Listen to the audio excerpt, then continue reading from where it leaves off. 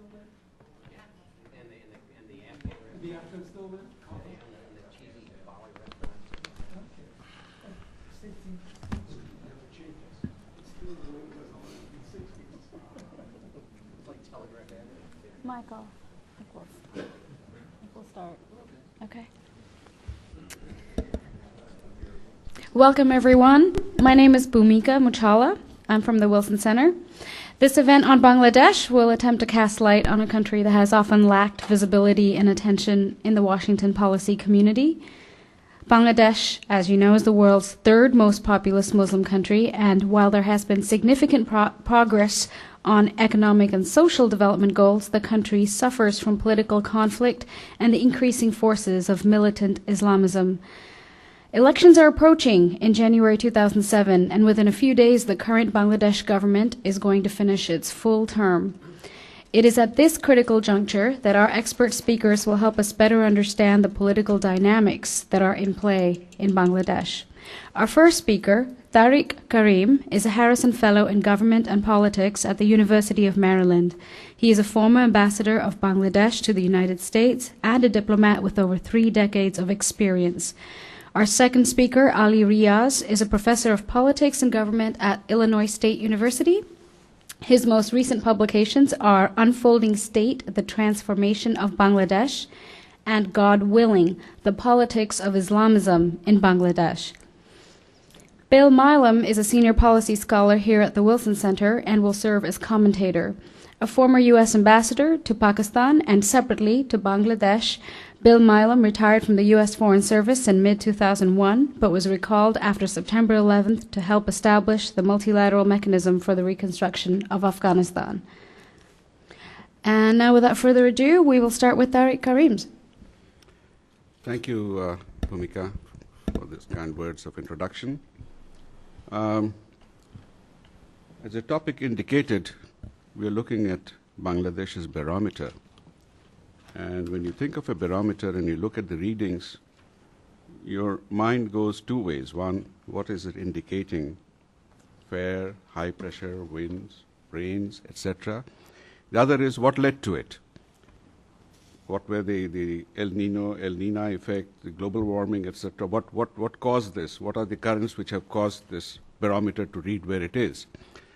I'm going to start with the causation and come to why Bangladesh is where it is today, so highly polarized with such different levels of contestation. At the onset, of course, let us all acknowledge that at least everything in Bangladesh is not rotten. The conferment of the Nobel Peace Prize to Professor Yunus is a testimony to the fact that Bangladesh has also made positive contributions to the world. So in the field of economics and poverty alleviation, that is a testimony, a tribute to that. In the field of politics, we added a new lexicon to the dictionary of democracy, and that was the creation or the invention of the institution of the non-party caretaker government system. And I'll come to that later, and of course, Professor Ali Riaz will deal with that in greater details. In that constitutional amendment, it speaks consistently of non-party. The neutrality is assumed. You can be, presumably therefore, be neutral, but not non-partisan. There's a play with words, but that is one of the things which has led to the present impasse.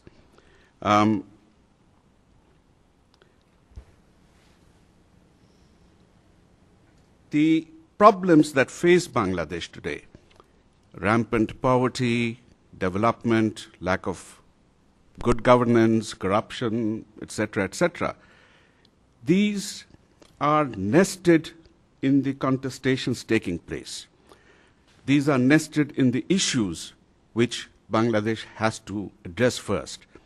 If those issues are not addressed seriously by the political leadership across the divide, I don't think we will ever see a resolution of those issues and a closure of the fears that emanate from those issues.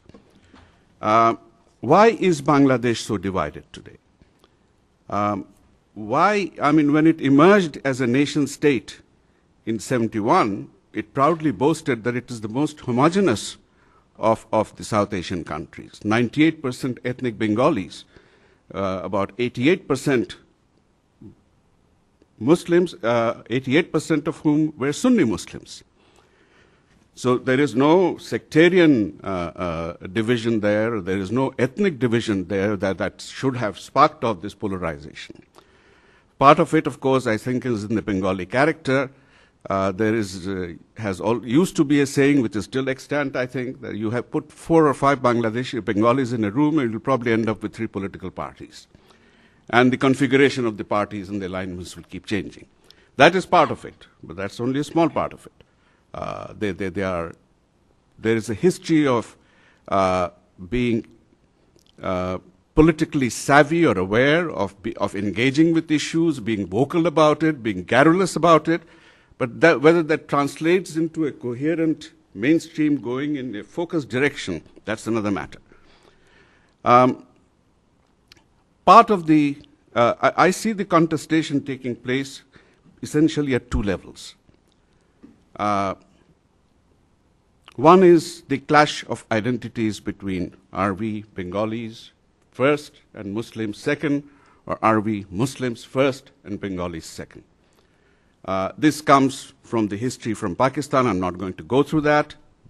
Pakistan perhaps would not have been formed, according to some historians, at least Bangladeshi historians, if the Muslims in Bengal, who constituted the majority of the Muslims in India at that time, as a single bloc, ethnically, had not participated in the movement and had not supported it. So, being that, why did this contestation of Bengali and Muslim come in?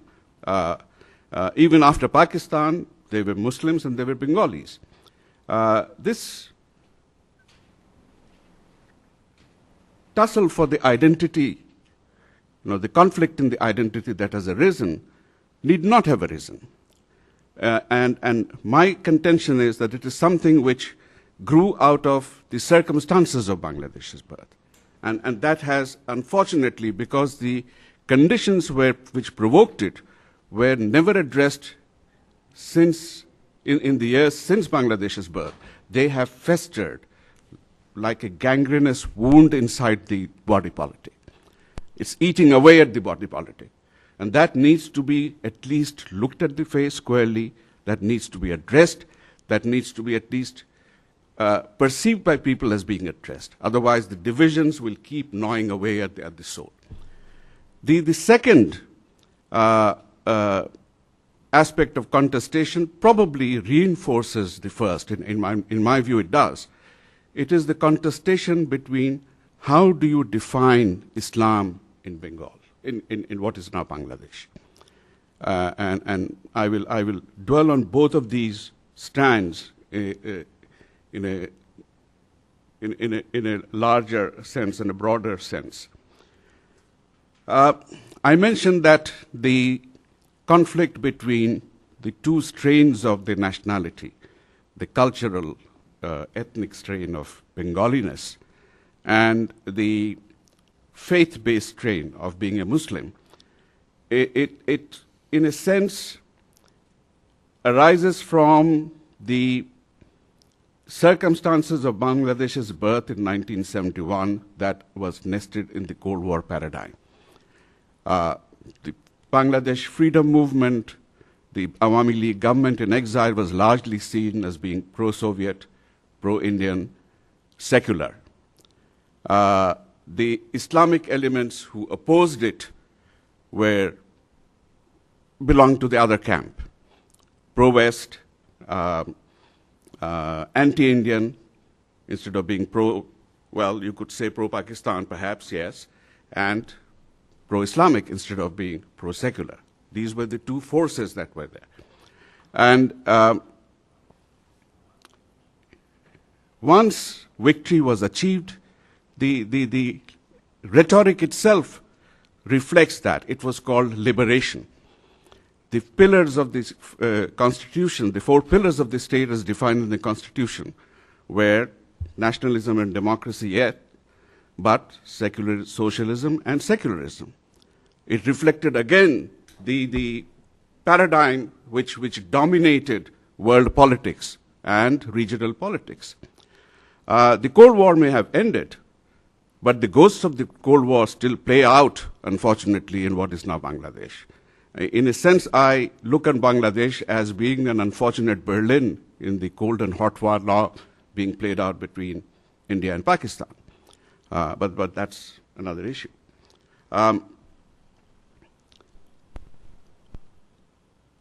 Having emerged, they should have put the ghosts behind. The Bengaliness had won. After all, they had separated from Pakistan. So that was a blow to the two-nation theory on which Pakistan itself was created, the nation of the Muslims and the nation of the Hindus. Why did then this debate resurface? This is something which resurfaced post-75. Well, it was there initially because even within the Awami League there were the Cold War paradigm had created 2 separate strains. But with the coup in 1975, the strains came out on the surface.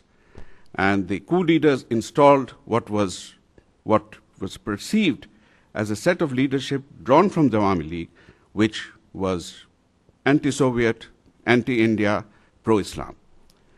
And that subsequently, although that leadership changed and Ziaur Rahman took over and consolidated himself, Ziaur Rahman also had to face challenges. And the challenges came from the extreme radical left within the army as well as from the rightists. He took the help of both, eliminated the left, consolidated the right. That got rid of one challenge, but then having done that, once he started civilianizing himself, he also had to establish a party which identified itself as something different from the other being the Awami League. And in doing that, he moved perceptibly to the right. It was during the period of Ziaur Rahman that the elements who were marginalized in 71, the basically Jamaati elements and Islamic Party elements, they were gradually but progressively rehabilitated. Many of the elements or the people who were looked upon as collaborators were actually brought back and allowed. The parties were allowed to function. The Jamaat Islami Party also started functioning. And gradually, once that space was taken in, then it was a process of creeping expansion of further space and then building upon that. The second element, once Islam had come in, at the time of Bangladesh's birth, Bangladesh was not recognized by Saudi Arabia, by many of the Muslim countries. I was part of a delegation which visited many of the countries, and some of the message, one clear message we got from one source was, change your constitution, declare yourself an Islamic republic, which at that time the leadership said, sorry, we can't. We have come on a popular mandate. It's a secular democratic country. If the people want to change it, that's different. If the people want to change it, and that is where I think the creeping annexation of the external, what I call the 2 faces of Islam, the soft and the hard. Bangladesh traditionally had the soft face. It's the Sufi Islam which came into Bangladesh. Sufi Islam, by its nature, was anti-ulama. It was anti-official diktat of priesthood. It promoted a vibrant pluralism, a vibrant acceptance of whatever culture there is, and a freedom of being able to communicate with God without going through any leaders. That Islam was not acceptable to the inroads of the hard Islam which started coming in, basically Wahhabism from Saudi Arabia, Salafism from the Middle East, and Deobandism from nearer home. Lots of funds started being channeled in, and through mosques, through madrasas, through charitable and other institutions. So again, this was a sort of creeping expansion of territory, which went under the radar, undetected. It didn't happen overnight. Challenging the basic precepts of Sufi Islam. A lot of things in Wahhabism are not, does not allow many of the practices of Sufi Islam. The culmination which took place, I would say, in the last 4, 5, 6 years is what we see in the attacks on targeted attacks, cinema halls, cultural functions, cultural shows, cultural forms, worshiping in certain ways. These all sort of gel together here. This is changing how the faith is practiced, changing the rhetoric, and once a generation passes, the change is established, the next generation will not even know that there was a soft version of Islam. That is the ultimate aim. And I think this is, ultimately, that was what the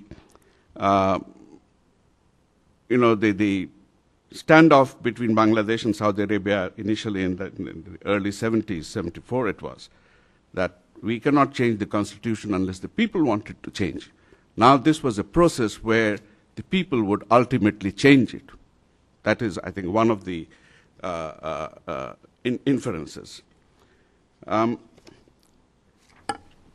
This process, this two-pronged process, created the spin-offs of visceral antagonism between the parties, mistrust. The legacy of mistrust was inherited from the days of Pakistan. But this mistrust was further exacerbated by the long, 15-year-long period of military rule, where the military leaders, essentially their goal was split up the traditional party, which is essentially the Awami League, create different parties to act as foil, bring in alternatives who can stand up and challenge the secularism and take the country into a different direction. So Ziaur Rahman moved to the right to distinguish himself from the Awami League. When Irshad came in, he moved further to the right because essentially he was addressing the same constituency. The Awami League's constituency of about 41, 40, in the 40s, percentile figures are more or less constant. It's the other half of society which these people are trying to woo. And you will see that in the election figures over the periods. Irshad moved further to the right, therefore. He encouraged smaller parties to come up, parties which openly advocated Sharia law and the conversion of the state into a full-fledged Islamic state. Even when Irshad fell from power, in 1999, he again cobbled an alliance of convenience with an electoral alliance with the BNP to try and overthrow the Awami League, and he called his alliance the Islami Jatiyo Oikko Front. Of course, just around the 2001 elections, he split, and when he split, his party split. One faction of the Jatiyo Party remained with the BNP, and they won 4 seats. Irshad went out of the BNP, but the Islamic Oikko Jot remained now without the Jatiyo tagged in there. So there's again a very clear shift to further to the right.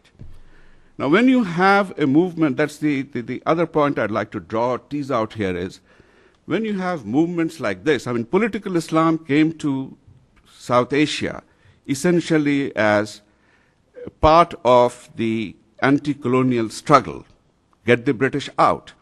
But it worked in tandem with all other faiths. It was part of the broader Indian independence movement. The radicalization is something which started happening later on, closer to independence and after independence, particularly when political Islam moved its headquarters to Pakistan. In any freedom movement, you will have people who advocate the soft path, the gentle path, the path of discourse, and you will have people who are impatient, who want things done in a hurry, who think the methods and the tools and the scope is not sufficient, who veer off. I think a similar process also happened in the Islamic resurgence or revival within Bangladesh. You had the Jamaat come in. Perhaps it's debatable. Perhaps the Jamaat did not want militant Islam coming in. They had the grander. After all, the Jamaat had also opposed the creation of Pakistan because they had a grander vision of consolidating Islam in the entire subcontinent. They had to reinvent themselves after Pakistan's birth, and they did it through demonstration of street power, particularly starting with the anti-Ahmadi movement. In Bangladesh, you will see the same phenomenon taking place. The rise of radical Islam is more or less coincident with or tagged with also not just the anti-cultural activities I mentioned, but also the targeting of the Ahmadi community. Singling out a sect, making it an issue, demonstrating street power, going out and saying you have political clout. I'm okay for time. From these Islamic parties, which may have been centrist to begin with, I will certainly give them the benefit of the doubt there. You have offshoots. So you will find the offshoots going off, leaving the Jamaat bandwagon or dissociating themselves, forming their own movements. And you have the JMB and JMJB and Huji and a host of others. Some of them have an ideological motivation. Others just join up with criminal gangs or criminal elements just to take advantage of the situation. But the common thread is also beat whatever opposition may arise against you, and that is go against the secular forces. So there's a sort of coincidence. Sometimes it is deliberate, and sometimes it is coincidental. So at the receiving end are whatever forces are identified with secularism and against Islamization. The mistrust created among the parties, going back to that theme, is what led to the formation of the neutral, or rather the non-party caretaker government system.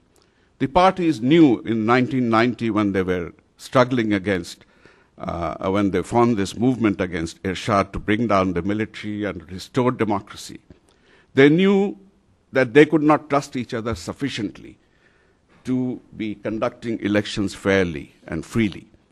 And there was a frank admission, I think. So there was a sort of social contract. So, okay, let's have a neutral, non-party caretaker government to conduct this election. And then we will revert back to the traditional pattern. And that was, I remember the reports coming in from the media during the time of that first caretaker government saying, why can't we have this forever? Suddenly everything worked in Bangladesh. The traffic worked, the police worked, the corruption went down, people were, free and happy. And these were newspaper reports and editorials coming out. Well, after the elections, the BNP came to power, the first democratically held elections in Bangladesh. There was an opportunity then perhaps for Bangladeshis to have forged a government of national unity, to have joined together, continued that dialogue of forming a consensus on major issues. They missed that bus. Even if they had been, like in South Africa, even if they had been able to form that government of national unity for a year, perhaps they would have laid the rules of the game by which they would have played forever, but they didn't do that. However, that's an aside, a digression. Once the BNP was in power, the predilection, the temptation of using power to keep consolidating your position, to stack the decks, returned. And the several by-elections, a couple of them critical, actually brought the opposition back into the streets, this time saying, we can't trust any government, least of all the government in power now, the BNP, to have a fair election. When the time comes for an election, we want the neutral caretaker government institution to be incorporated as a provision of the Constitution, at least for 3 elections. That was the demand. The BNP perhaps did not understand the mood, decided to go ahead on their own. There was a fiasco. There was a one-party election. The voter turnout was, I think, 26% or something. They all got all 300 seats, but they realized that they could not stand up against the entire society, just as the army earlier during the time of Ershad had said, okay, we will not take out our own society. This was in 96, February 96. And so what the BNP did at that time, having got the 300 seats in that election, they decided that, all right, we will cut our own noses despite the opposition's face. So they had one sitting of the parliament, they adopted a caretaker government provision forever. You wanted 3, we'll make it forever. Well, of course, this was a triumph for the opposition, but perhaps people did not look very carefully into the provisions, and that is where the debate is coming in. Any institution you put into place will have kinks in it, unless you have looked at it very carefully. And this will only become manifest over the passage of time. So the caretaker government system itself has been under a process of evolution. The first 2 elections under the next caretaker governments, that was the second and the third, well, the second particularly, were again free and fair. Non-controversial person heading the caretaker government, widely respected. So this was what characterized the caretaker government of 1991 and 1996. 2001, it came under debate. There was a divisive issue. People said he was partisan, or that was with hindsight, that he was expected to be neutral, he was not neutral. I think one of the charges that stems, one of the reasons why this charge stems is because the caretaker government's history, so far, the short history in this 15 years has been anti-incumbent. Whichever government has come in has swept the decks clean of whatever the immediately outgoing government had put in place. And every government tried to put in place a machinery which would act in that government's favor once the election process kicked in. And it was the hope that the machinery, once it has been placed, the caretaker government will go along with this.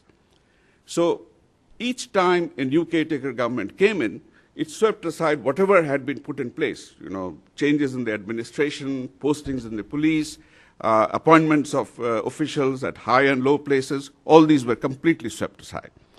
Of course, provoking charges from the opposition or from the losers that, they didn't quite play fairly with us. The fourth caretaker government coming in now has become more a focus of controversy. And reverting back to what I had said, the constitutional provision says non-party caretaker government, repetitively. It doesn't use the word neutral. And the Awami League's contention is that this person is not non-party because he was a member of the party. So he may be neutral, but he's not non-party. Now that is a plain semantics. It could be deeper, but that's where it's coming in. To be fair to Justice Hassan, perhaps it would not be quite correct to prejudge that he will not be, he will be partisan. In keeping with the historical way in which caretaker governments have functioned. However, if you have a party with at least 41% of the electorate saying, no, we don't trust him, and then you have now civil society organizations coming in and saying he's become controversial, then perhaps it would behoove the former Chief Justice Hassan, who will be the next head of the caretaker government, to say, I don't want to be part of this controversy. I want to be above it. I want to be away from it. So I will not accept this. If that happened, and that is where the talks between the two parties are stuck right now. It seems, We don't know publicly what they have agreed at. It seems they have agreed at a number of issues, but this is where it's stuck. That the Awami League is adamant that they will not go to election with Justice Hassan as the head of the caretaker government. And the talks are in recess now with Eid. All right.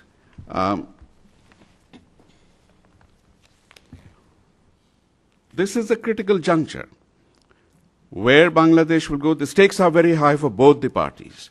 For the BNP, if it loses, they are afraid that the Awami League will come back and in exact retribution, they will do what the BNP has done in greater measure. For the Awami League, losing an election second time in a row consecutively will also have ramifications within the party for its leadership, its structure, its organization. In the BNP, in the last few days, we have had reports of large-scale desertions. People who have not been denied, who have been denied nominations or tickets for as contestants for the election have deserted. They have just left. There seems to be the latest report indicate that Colonel Wali, who has been a dissenter but quiet on the side so long, is probably going to join forces with Badruddin Chaudhry, so that will draw in a lot of the BNP dissent. How that will translate into the votes is anybody's guess yet. Nazim Kamran Chaudhry wrote a piece a few days ago in the Daily Star, and incidentally, he is, one would say, not just a sympathizer, he is a supporter. He had written a similar piece 6 months before the 2001 election, in which he had predicted a sort of scenario which actually played itself out in the election results. So people said, this fellow is prophetic. Now he's come out almost 4 months before the election, and he said the anti-incumbency factor is very high, people are fed up, I'm a BNP supporter, but I can recognize, I can see the writing on the wall. The Awami League is probably going to win 180 seats. However, having said that, 53% of the voters are undecided. In other words, saying they don't like the BNP, but they're not sure what they're going to do. It's not necessarily these votes will go to the Awami League. The Awami League would be making a mistake if they think that they will come, and I don't think they're making that mistake. It will go elsewhere, or it will be split. Or, as Colonel Wali and Badruddin Chaudhry are trying, that if they can form an alternative in the BNP, then that's where it will come. I'll end my remarks here, and perhaps we can carry on the discussion in the Q&As. Thank you. Okay. Ali Riaz. How much time do I have? 20 minutes? 20? You have 10:40. Half hour. Okay. Ambassador Karim has provided quite a significant background. I will just pick up from where we are right now in terms of the election, coming election, basically. Ambassador Karim has mentioned that there is this election is quite significant, important, and the stakes are very high. And to me, the way I see it, definitely the stakes are very high. But most important point here, it seems that Bangladesh is standing at a crossroads where either they can have a free and fair election or they can have a timely election. Apparently, this should not be a very conflicting thing, that you have a timely election and that should be free and fair. The election is scheduled, if we go by the letters of the Constitution, and here I want to underline letters of the Constitution, that it should be in January 2007. As we speak, it's 24th, but within next 4 days, the current regime should have complete its term and they should be gone. Okay. And then, according to the constitutional amendment, 13th Amendment, as we know, there should be a caretaker government for quote-unquote 90 days. I said quote-unquote because I have a different interpretation of that constitutional provisions. So here, at this point, what we see is that originally anticipated or expected free, fair, timely election, it seems to me at least, these three conditions, in order to fulfill these three conditions, free, fair, and timely election, is somewhat almost impossible at this moment. I'm making it a little bit exaggerated, that almost, that's why I'm trying to put almost, but to my understanding, it is going to reach to, I would show you why I think that it is almost impossible. Election in a democracy, I don't have to repeat it, in any democracy is important. For Bangladesh, it is more important because this is the fifth election since Bangladesh entered into the democratic era in 1991. Often people think it is the fourth because the election in 1996 and 15th February, people try to forget about it.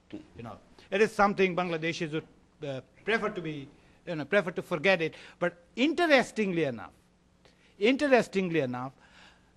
the whole nation is being haunted by that parliament, which was there only the least number of days, because that is the parliament which actually had that 13th Amendment passed. And this is the 13th Amendment which put this caretaker government as a part of the Constitution with so many loopholes that now every single individual can practically, other than one provision, every single individual can actually explain it in various ways. You don't have to be a legal expert as such.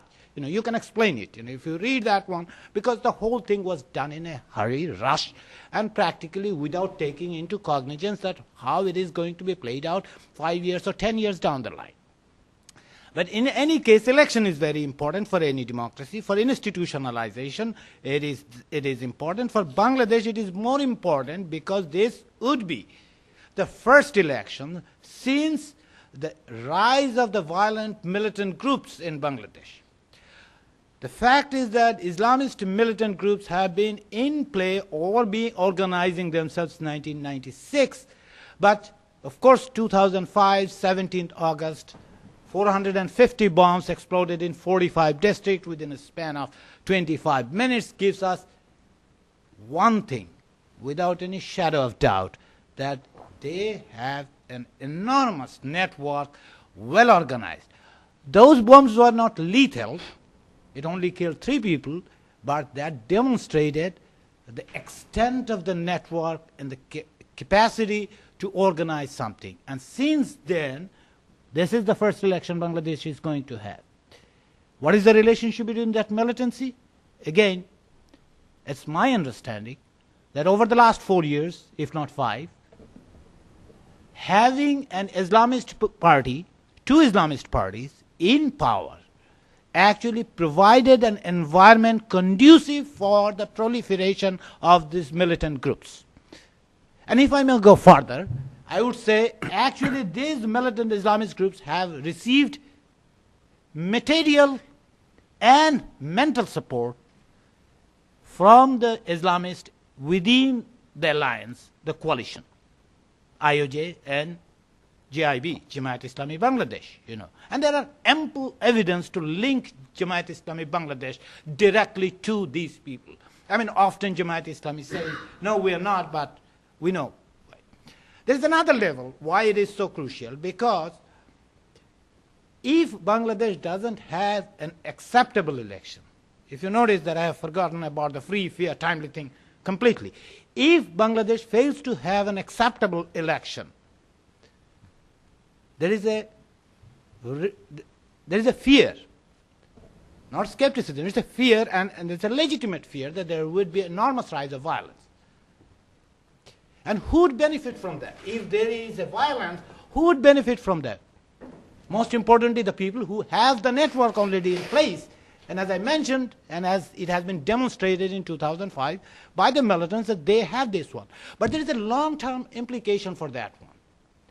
If Bangladesh fails to have an acceptable election, if the violence goes up, it is not only the immediate death that I'm looking at how it is going to challenge the whole mainstream democratic process itself. Because if, and here, for both BNP and Awami League, the stake is so high that if they fail to prove that they can actually, at one level they have already proven that one, that they cannot rule the country, because when they agreed in 1996, that, okay, we'll have to have a caretaker government. As Ambassador Karim has mentioned, it's a recognition to the fact of their own weakness, inability to have an administration that can actually hold the election fairly. Both parties, actually, Awami League proposed that one, and BNP accepted. Under pressure, under duress, whatever you call it, BNP accepted it, which means they say that, okay, we cannot hold a fair election. So now, if violence goes up and the Bangladesh election fails, it is going to hurt both these parties and creating an enormous environment, enormous stake, enormous kind of pressure, and this would create a space for these militant groups and the people who actually profess violence.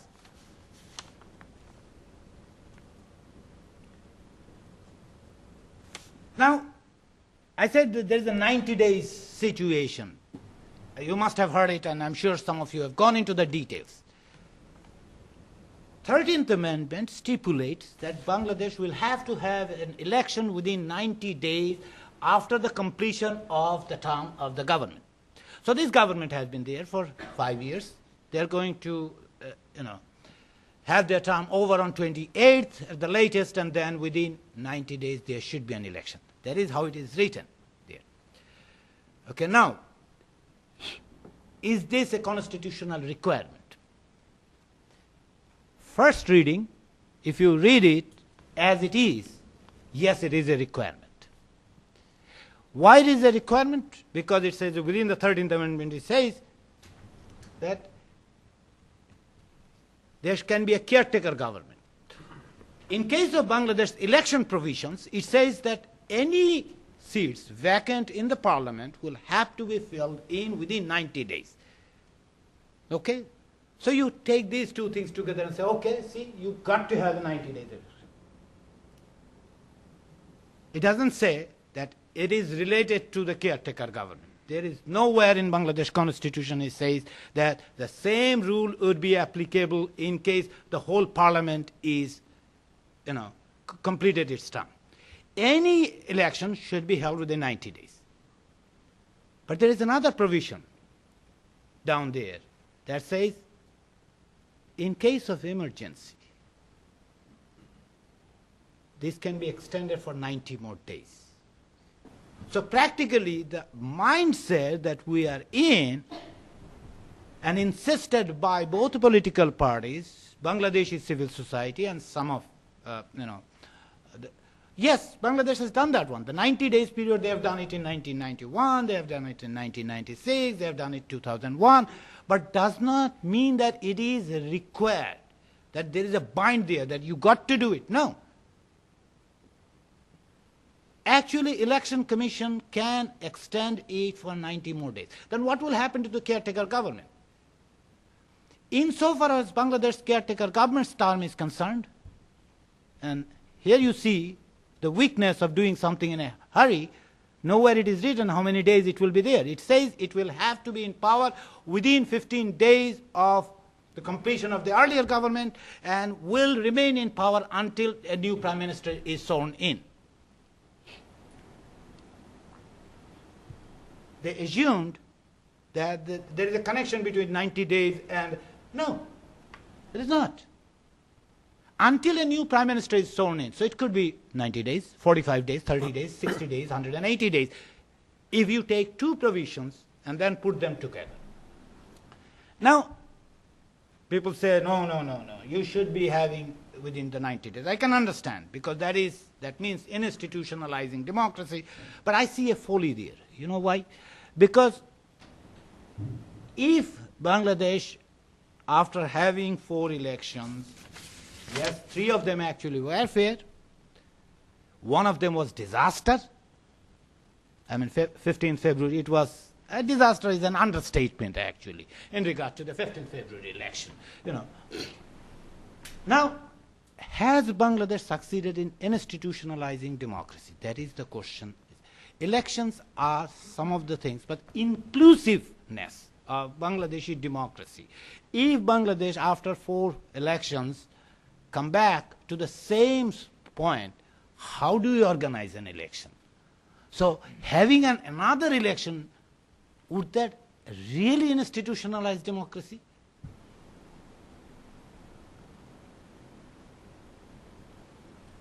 Let me just briefly go into these are the three areas that I would want you to think about, and we'll come back to these. I will just make some brief comments on three sets of these. The first thing is, what are the problems of holding a free and fair election? If there is a caretaker government, say on 28th of October, what are the problems they are going to face? And, oops, why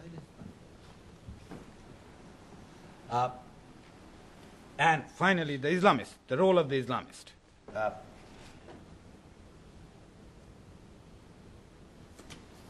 Ambassador Karim has mentioned about head of the caretaker government. As per Constitution, 13th Amendment, 58 ABCD, head of the caretaker government, first option. It is not a prerogative. It is, in this case, it is mandatory that the immediate past Chief Justice of the Supreme Court will head the caretaker government. If there is one thing clearly written in 13th Amendment, that is the only thing that is clearly written. And that means that K.M. Hassan, who is the immediate past Chief Justice, will have to be the head of the caretaker government unless he refuses. Unless he declines, there is no other option. The President is somewhat stuck with that. Then why Awami League is hell-bent on saying no? A, because K.M. Hassan was a political element. I mean, he was part of the PNP. So we can take that part and say he's not known partisan, which Awami League is insisting. But then you can look at his whole remaining career as, the judge, and you can say he hasn't done anything wrong. He has maintained his neutrality. In one instance, which is quite significantly Awami League's point, that this is one of those justices who felt embarrassed to address the issue or confirm the verdicts of Sheikh Mujib murder trial. Why? I mean, according to Bangladesh law, that all death sentence need to be confirmed by the Supreme Court. So it went after the Mujib murder trial. It went to the Supreme Court, and Supreme Court had to create a bench, and K.M. Hassan was asked to be in that bench, and he said, I feel embarrassed. And he didn't go into it. Did he do the right thing or he did the wrong thing? He did the right thing. Because he is indirectly or directly related to two of the persons in that, convicted person. They're related. So he, legally speaking, did the right thing, but at the same time exposed himself to the fact that Awami League has appointed. If one individual can become embarrassed to deal with a murder case, and this is not simple criminal murder case we are talking about. We are talking about the founder president of Bangladesh who has been assassinated in a brutal way, and whole family was assassinated. And it took more than 20 years to bring these killers to justice. And now, if he thinks that he's embarrassed to deal with that situation, how embarrassed he would be under other situation. So legally speaking, he did the right thing, but politically speaking, that has opened him up for this kind of criticism. But also Awami League is opposed to, and which is very interestingly, this is the same Awami League. When in 96, when the civil society asked them that don't insist only on caretaker government provision, do try to insist on the reforming the electoral commission, they refused at that. They said, no, everything is there. Panacea is there. If you have the neutral head of the caretaker government, everything would be, milk and honey. Now they're coming back and saying election commissions need to be reformulated. Again, why? Because if you look at the composition of the election commission, 4 of them, including chief election commissioner, there is no reason to have any doubt that they are partisan. You can go and look at their CVs. That should be enough. You don't have to read their statements and what they did. Their CVs itself is testimony to the fact that they are partisan. How can you go into an election where there are the partisan Election Commission. And they messed up. They messed up means in terms of the voter rolls, the list they have produced. And in December, January, this year, January, in late December, I was in Bangladesh. And as you can understand, this is the time when they started the voter list. The people would go to house and take your names and all sorts of stuff. Interestingly enough, even in Dhaka, my doorstep, the guys who showed up are BNP partisans. I mean, I know them in that area. They are the student leaders of Bangladesh Nationalist Party. They are right behind of the person, the school teacher who's supposed to take. And I said, who are these guys? Oh no, they're helping me. And that is how they did. They helped them. And you know, I mean, if I'm a partisan, if I have to do that kind of thing, in an acrimonious political culture in Bangladesh, how do I help them? You know? And if you're standing one step behind someone who's doing it. So all these things, creating, and then again, you have the role of the army. Who can actually, do they need to be involved? Yes, they need to be involved. In case of Bangladesh, you cannot avoid. Though the army has played quite a role in the last 15 years, actually army has never been completely away, or their shadow has not been there. It would be inaccurate to assume that their shadow has not been there. In case of Bangladesh provision, actually only during those 90 days, Chief Election Commissioner can actually request army to help him. Would the government accept it? But there is a clause there that says CEC can ask. President will have to approve. Why? President is the commander-in-chief. Now, President at this moment is elected by BNP. If that goes against the BNP interest, for that matter, any incumbent, it could have been Awami League, it doesn't matter to me. The provision is there that the incumbent would not like it. Then there are challenges. And I would not go into all of them, you know. When 90 days is not 90 days. You know. When 90 days is not 90 days means how many days actually this caretaker government will have, you know. I was trying to do some math. Actually, they will have 58 days. If you take out the weekends, and there are 7th November, there are Victory Day celebration, there will be Eid, early January. And as we speak, actually, Bangladesh is closed for 9 days. For Eid and all sorts of things. 9 days. In a critical situation like this, when the government is about to change and all sorts of things, Bangladeshis are enjoying a 9 days vacation. I wish I was in Dhaka at this moment. Anyway, but I would get 9 days of vacation. I don't get such 9 days paid vacation here. And why that is important? Why this 58? Why I am splitting my hair on 58 days and 90 days? Because last caretaker government took 79 days to organize the election. 79 days, okay? The one before that took 75 days. The first caretaker government took 84 days. Why should we expect that this caretaker government, whoever is in the power, I mean, whether K.M. Hassan and others, with due respect to their, you know, qualification, capacity, efficiency, why this time it should take less number of days? You know?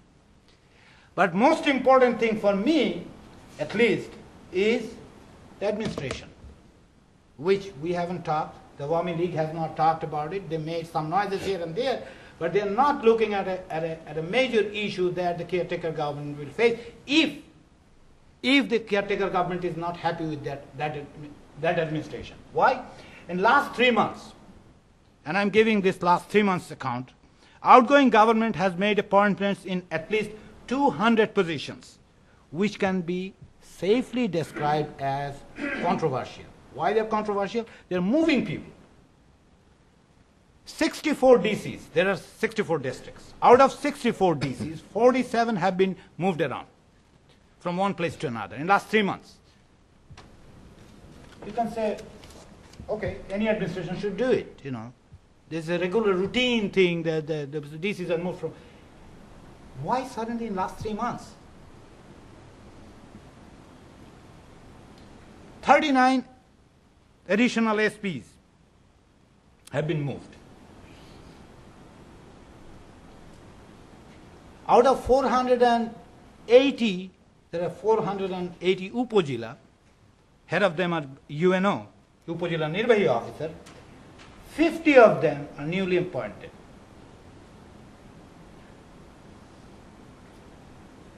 Bangladesh has about 596 police stations. Out of these, 207, in last 3 months, 207 have been moved from one thana to another.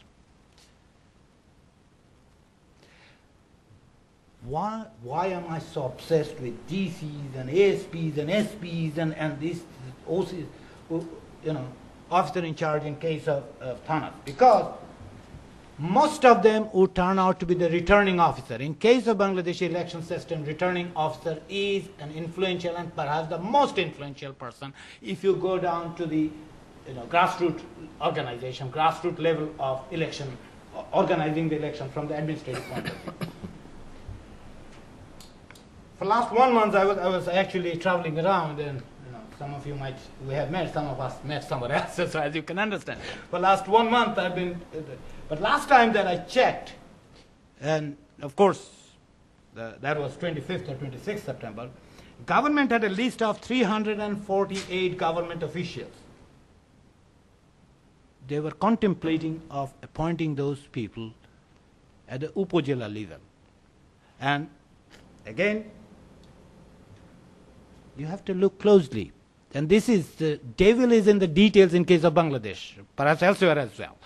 These 348 government officials who are about to be appointed, they come from, in case of Bangladesh, the BCS, Bangladesh Civil Service Exam. These are the ones who came between 1991 and 1998. And anyone who has followed the Bangladeshi, BCS system and the exam, how corrupt that has become in recent years. As a matter of fact, there are allegations and substantive evidence that the ruling party has actually appointed their own political activist. I was talking about the district commissioners, DCs. They come from only 2 batches, 84 and 85.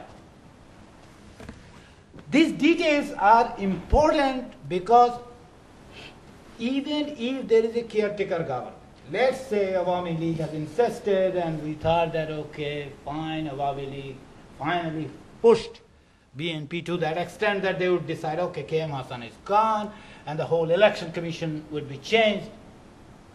Does that mean that there would be a fair election? There will be a timely election. We can easily have an election by late January. That would say that we have actually done wonderful thing. That is election in January. What is going to be done by this the Islamist? Are Islamists actually necessary for Bangladesh? Let me show you one thing, and I will,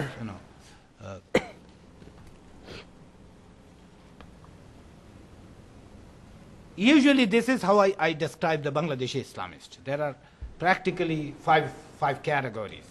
The pragmatist or opportunist, Jamaat Islami is one of them, or perhaps the party in terms of the Islamists who are pragmatist.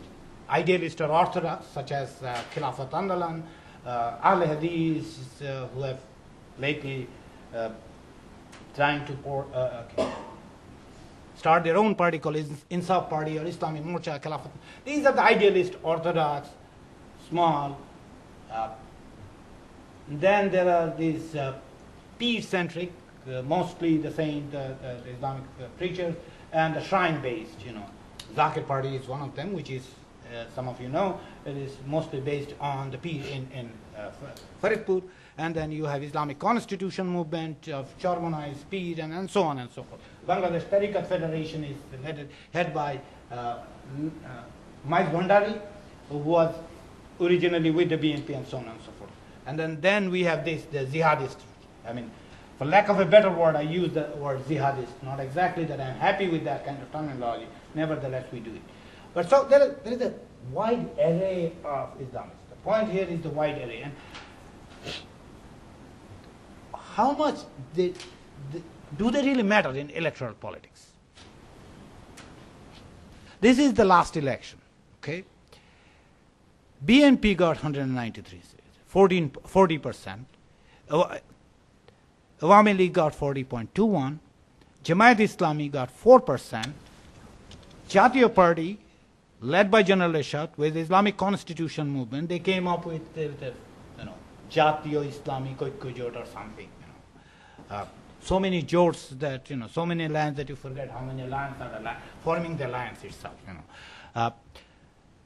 Look at the percentage. 4% here, and this is IOJ, Islamic Kujot, 0.68. Okay. Now, the point is, what is the larger trend? Are they really, really necessary? In case of Bangladesh, Jamaat-e-Islami is one of the major political parties over the last 3 elections has progressively lost its support within its constituency. 12% to 8% to 4%.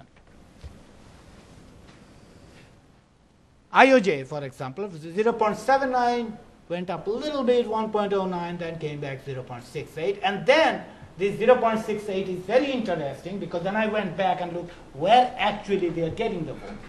They secured a major vote. I mean, in terms of this 0.37 million, actually a large amount is in Brahmanbari, where Fazlul Haq Amini, the firebrand Islamist, won.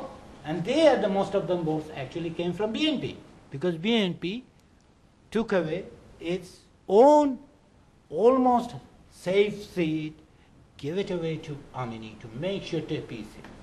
But in terms of electoral politics, in terms of number of votes, this is the trend that we are looking at. So why then BNP is getting into this thing? Because they understand every penny matters for election, as well as ideological shifting. What is happening here now? Since July, the BNP is trying to get Jatiya Party. Why? If I go back to this is what? 7.26%. Not all of them actually belongs to Jatiya Party. And interestingly enough, Jatiya Party is located in one region. If you divide Bangladesh into 6, they are only in one region, nowhere else. Yet, why BNP is going to them? Because 7 party, out of this 7%, actually about 6% is confirmed JP. 1 point something or less than a percent actually came from ICM, Islamic Constitution movement. So that is the Islamist vote. JP has about 6%. So add 40.6. This is the simple mathematics. But election doesn't take place in simple mathematics. There are other issues that can come up. Anti-incumbency and so on and so forth. Mainstream Islamists, what are they trying to do? They understand that without the BNP, they do not have an electoral footing at this moment. So they need to have a close alliance with BNP. How desperate are they?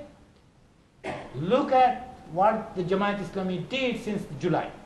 In July, based on, I assume, their own independent surveys, BNP actually clearly came out with an understanding that the next election is very crucial for them and they may not be able to pull the whole thing. So they went to Ershad.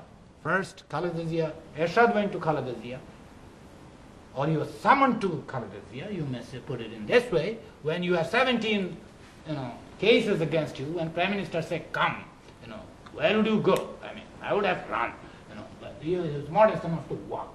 But nevertheless, and then none other than Home Minister shows up at your doorstep to have a dinner. You are convicted, or there are 17 pending cases against you, and the Home Minister shows up at your doorstep on a wonderful evening to have dinner with you. Then what do? You say, go away. No, you cannot. And that is what is happening. Why they went to JP? Because they realized that even this is not enough. And JI, Jamaat Islami, immediately reacted bitterly. No, we are not going to get JP. We are not going to be with JP and these and that. Mati Rahman Nizami and Qamar Zaman and others started to scream, this guy is bad, this is a bad news, And we'll jump out. Are they going to jump out there? No. If you look at the latest decision, they said, okay, we will be with you. They're not going to get away from four-party alliance. Any attempt to split the four-party alliance is daydream at best. It is not, because ideologically it is cementing, electorally it is necessary, and the bad news with the whole thing is, IOJ. Islamic culture, those, I don't want to go into details because some of you are familiar with it. So the point is that on the one hand we are seeing the militants working, and the militants since January they have been apprehended, some of them, and some of them are, So are they driven underground? As some are claiming that, okay, and Khaled Zia with Time interview, we didn't know, now that we knew, we are going to drive them home, so on and so forth. But are they actually driven underground? Are they reorganizing? Is it a calm before the storm? Will this, when the caretaker government comes into power, and if a caretaker government which is actually not that acceptable, not to mention there are criminal elements, non-political criminal elements who have migrated or at least taken refuge in West Bengal, they are planning to return to Dhaka and reclaim their turf. So all these things makes this election so important.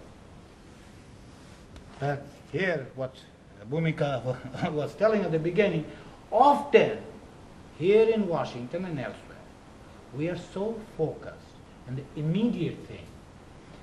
Why am I here? Because Bangladesh election is in a critical time and there are problems, and I'm sorry to put it in such a blunt fashion, right? Why are we here? Because had Bangladesh been a very smooth sailing in terms of the election, I'm sure most of us would not show up here, because there is a short-termism. Bangladesh needs to be seen beyond this short-termism and in a better frame as more or less in a long-term perspective. In terms of its democratic institutions, in terms of its political workings, in terms of its political parties, it needs to be seen beyond a development partner, beyond simply a problem, beyond something that is immediate. I'll stop it. Thank you. Thank you. Now we'll move to Bill.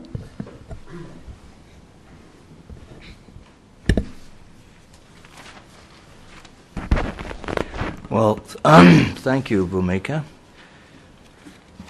Good morning, ladies and gentlemen. I'm pleased to be here.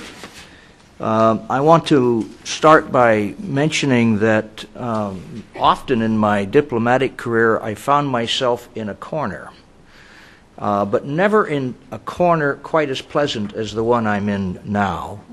On my right, two speakers, two presenters who I think have done a brilliant job. And not only in setting out the problems that are coming up in this election in Bangladesh and in the longer term in terms of Islamism, but so rich in detail that I might add that I've learned more today, I think, about both the history of how we got here, how they got there, and what all the complications are that we're facing in the next 90 days, could it be, than I will ever expected to learn, and it's very useful.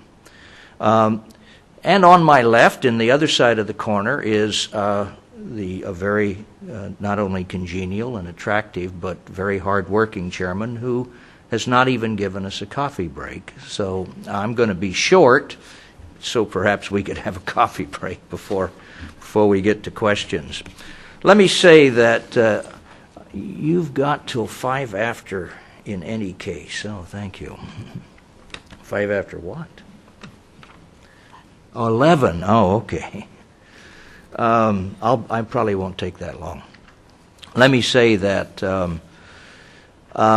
it has been a rewarding morning, and I feel very full of facts and full of also concern about the future of Bangladesh, the next 90 days and beyond that. The one thing I don't feel full of is ideas on what to do about all this, if there is anything we can do.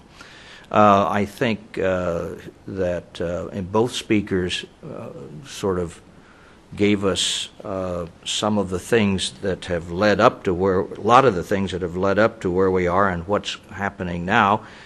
Ali Riaz in particular talked about the different sort of permutations that there could be in terms of the election, 90 days, 180 days. I'm shorthanding at this point, and all of the other things that he mentioned. But what do we here think that the U.S. and the international community should be doing about all of this? And I note that we have here at least 2, I think, State Department officers, and Bangladesh is perhaps an area in which the State Department has influence on foreign policy. I hope so. So perhaps that we can usefully discuss in the question and answer period the ideas of what the U.S. and the international community might do. I listed some things last night after going over a lot of things that I was trying to study, getting prepared for today, and I won't at all contend that these are original because I've pulled them from different parts of my reading, but I think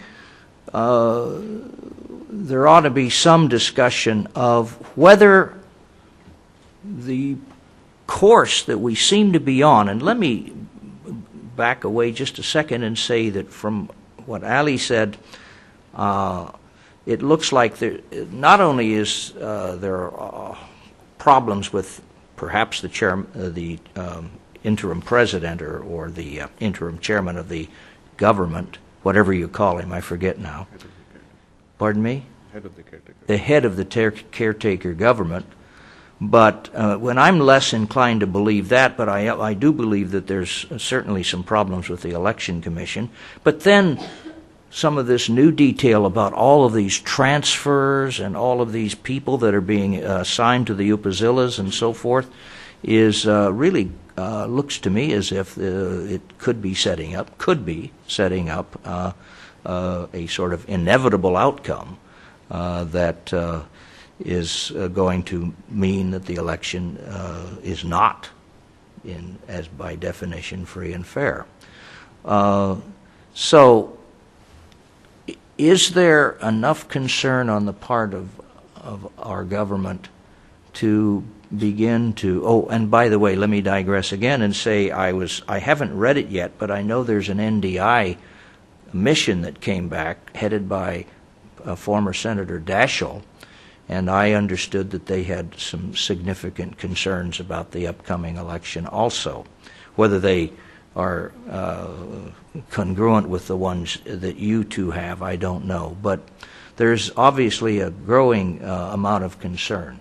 Is there a way that the U.S. and the international community can shape our response so that we might prevent this possible outcome from happening?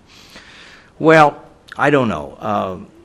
One of the things, most of the things that one thinks about in terms of the international community are pretty long term in terms of how they would work. conditionality on aid, for example. Most of the aid is probably already conditioned up to the eyebrows.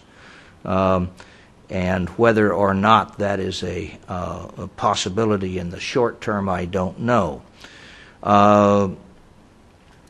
Much more public and private exhortation about the outcome of, or about how the election is conducted, and about these kinds of other things that are going on. It is also one of the options.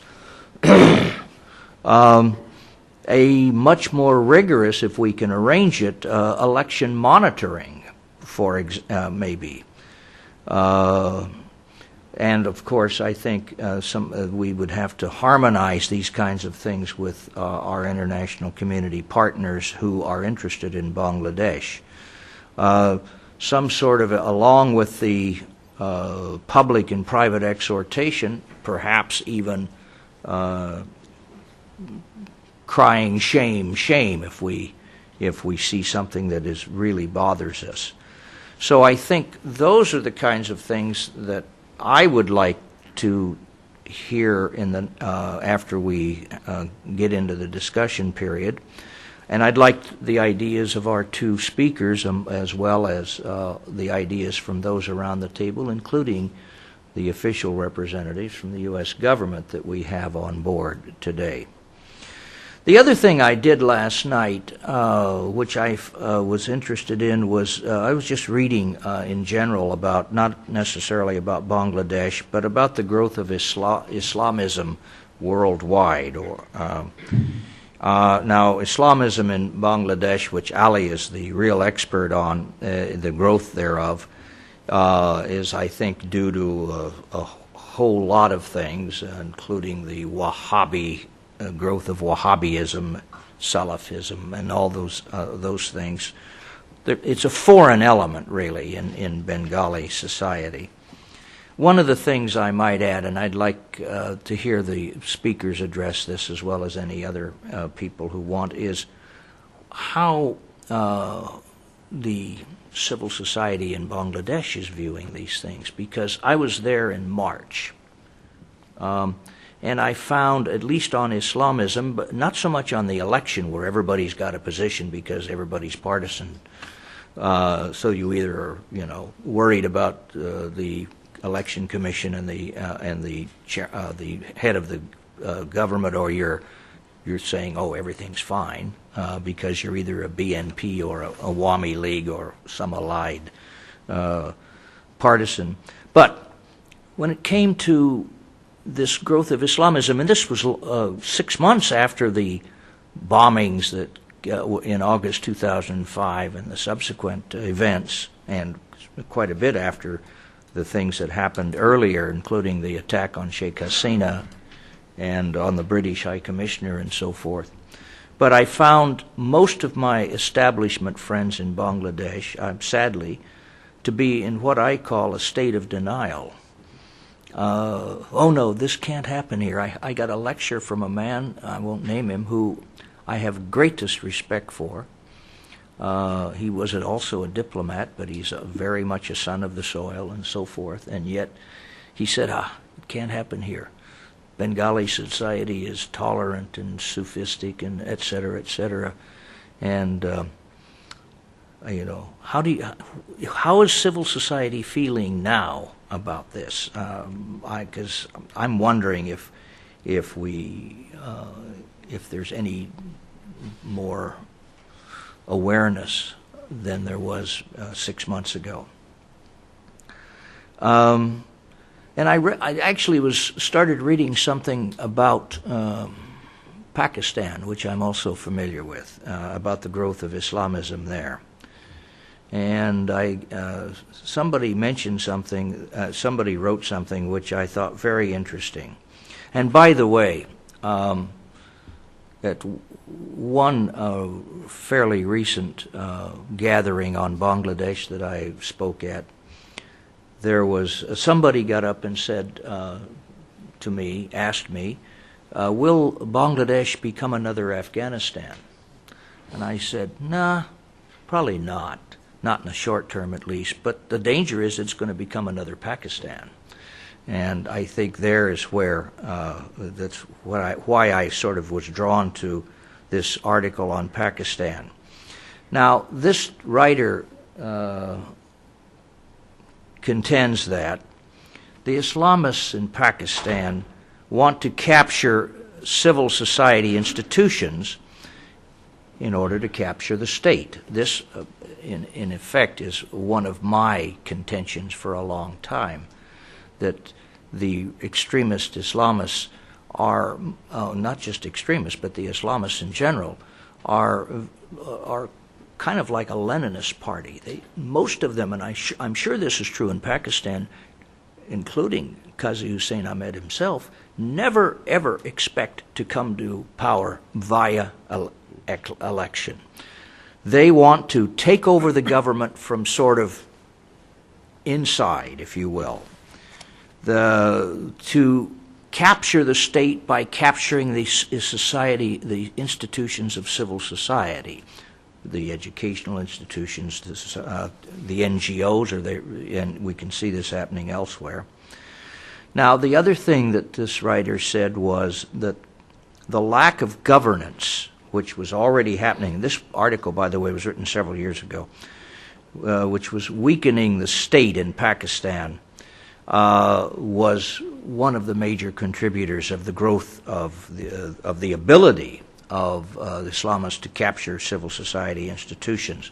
The state had turned from a state that was concentrating on development and service to a state that was basically concentrating on security and securing its perpetuation, or the perpetuation of those in power. And the Islamists have, by capturing civil society institutions, been able to redefine the political discourse and redefine it in Islamic terms, to the point where the secular elite of Pakistan have been put on the defensive, and in fact have themselves begun talking, using a discourse that is basically Islamist in its terms. And this also has caused the state and the society to be progressively Islamicized in its rhetoric. So I'm just reading from notes I took, so this is a little jagged, I admit. But all of this sort of increases the support for Islamists and it grows in the society. Now, since I was thinking about Bangladesh last night, I thought, my gosh, that sounds familiar. It sounds very much like what's going on in Bangladesh too. And so I therefore ask you, is Bangladesh going to become another Pakistan? And if so, where do we go from here? And by the way, this writer also mentioned that part of the problem in Pakistan in growing Islamism is the role of the media, which has also been swallowed up to some extent in this Islamist discourse. And in this context, I'd like to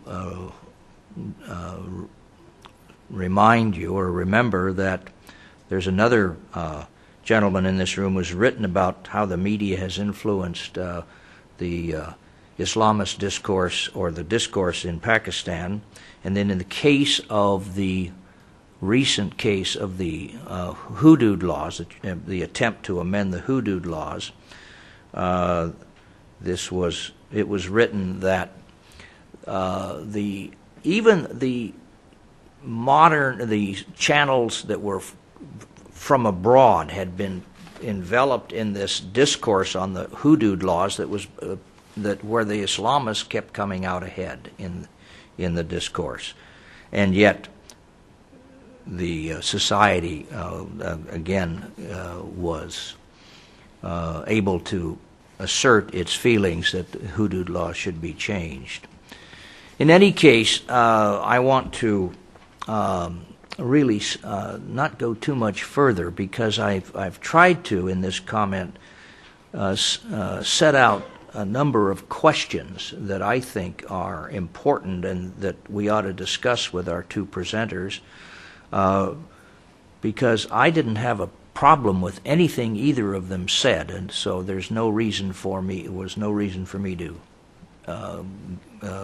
pick on a point or two that they made, because I thought all the points they made were excellent. But where they didn't go, which is what this growth of Islamism means, not just for Bangladesh, but for U.S. interests and for the interests of the international community, is one aspect which we need to discuss. The other one is what can we as outsiders do about all this? So let me stop there. Thank you, Bill. All right. Before we move into opening the floor up to questions, I want to thank all of our three speakers and give them a round of applause. I want to mention that we're not going to have a coffee break, but everyone is very much encouraged to go up and get some coffee, tea, during the question and answer session. And now, before we move to questions from the audience, I want to mention a couple of things. Before you ask your question, please introduce yourself. We are not going to have microphones, I believe. Oh, we do. Oh, we do have microphones, so please talk into the microphone. And keep your questions brief so that we can allow everyone to participate. Thank you. Can I address a couple of the questions that we Sure. raised? Okay.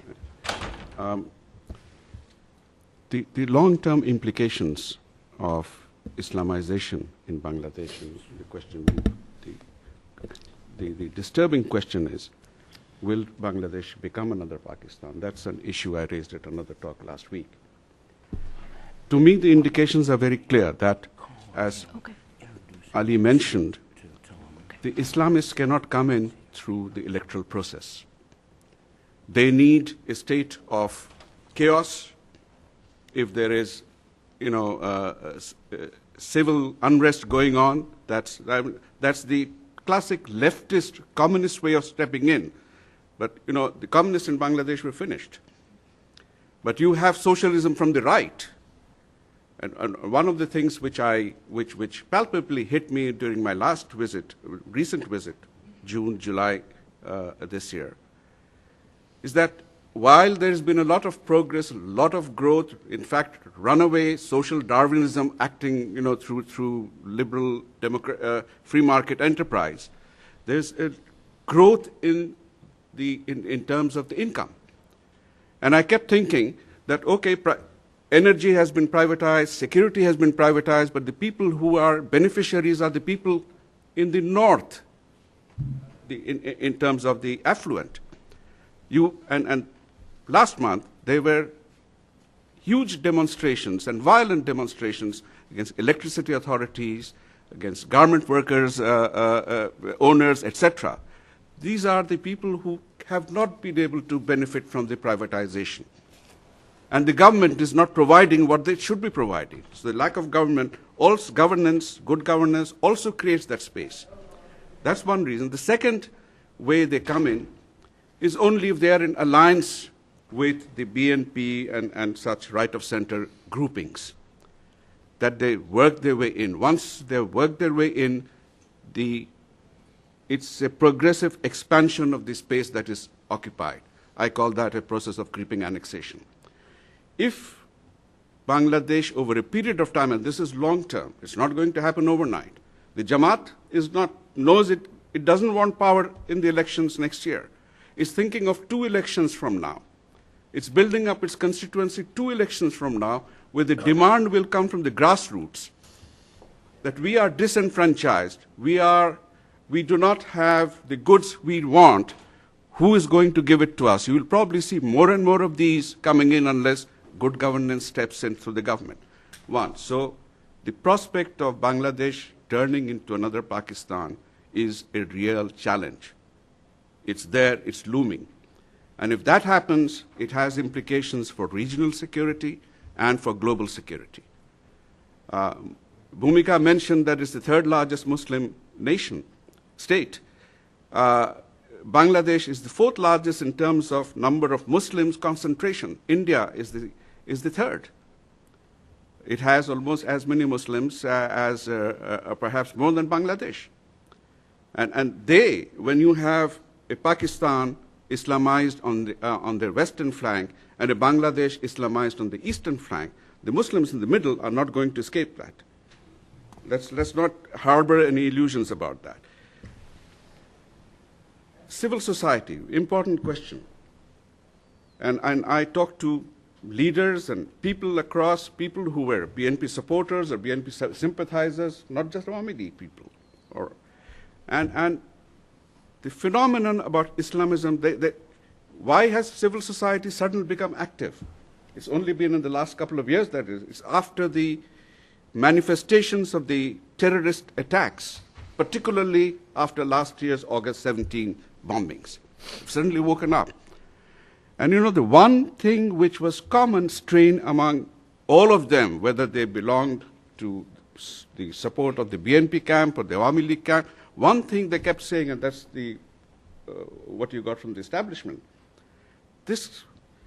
we are also responsible for having vacated that middle ground or middle space, because we said this could not happen. These elements flew in under the radar. These were stealth weapons, they flew in under the radar. Civil society, so what can or should Bangladesh be doing is, civil society will reassert itself. Majority, the Muslims or Bengalis are both Bengalis and Muslims.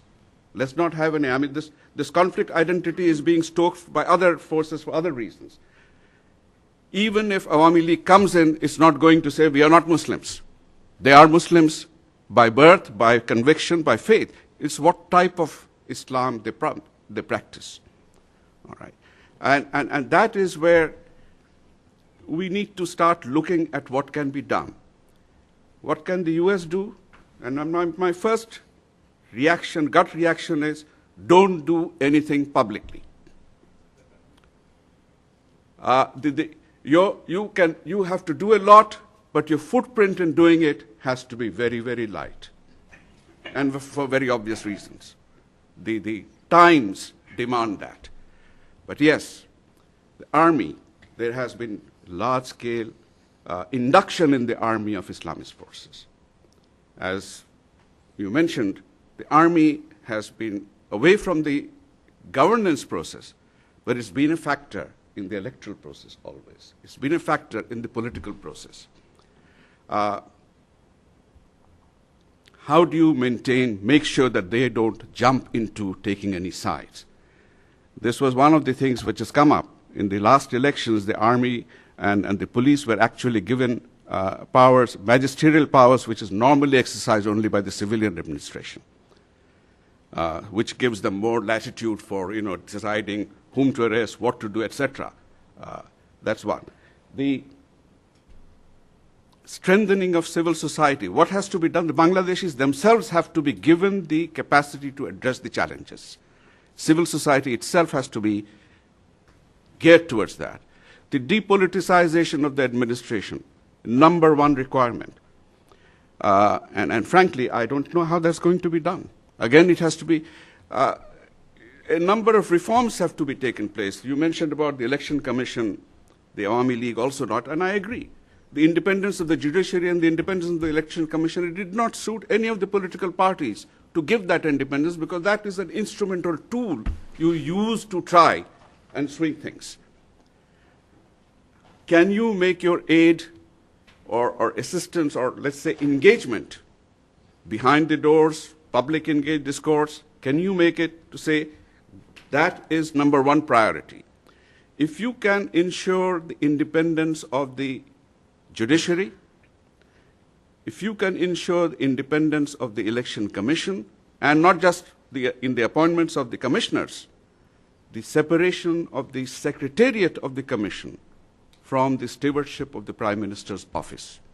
It becomes part of the general bureaucracy. And if you can then set in the institution of the bureaucracy, the checks and balances, which ensures that aggrieved civil servants can go to a court of law and seek redress for grievances if they have been discriminated against.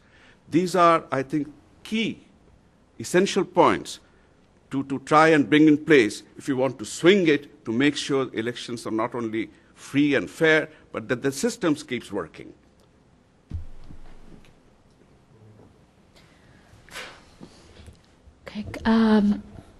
Okay, Khalid Ahmed. I also want to introduce Khalid Ahmed very quickly. He's the Pakistan Fellow here at the Wilson Center and a noted journalist from Pakistan. Please go ahead. Thanks. I was in Bangladesh last in 1996. I was part of the election observers team from SARC. What upset me was the widespread anti-Indianism in Bangladesh, and it was across the board. And when we were discussing the success of right-wing religious organizations, I tended to feel that maybe this animus against India was responsible for their growth to some extent.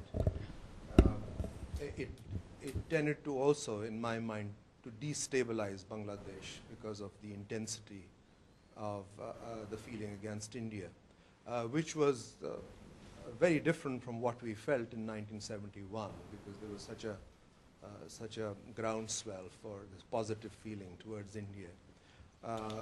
I would like to ask you whether the relationship, Bangladesh relations with India, have actually had any influence on the growth of the right-wing and Islamist groups.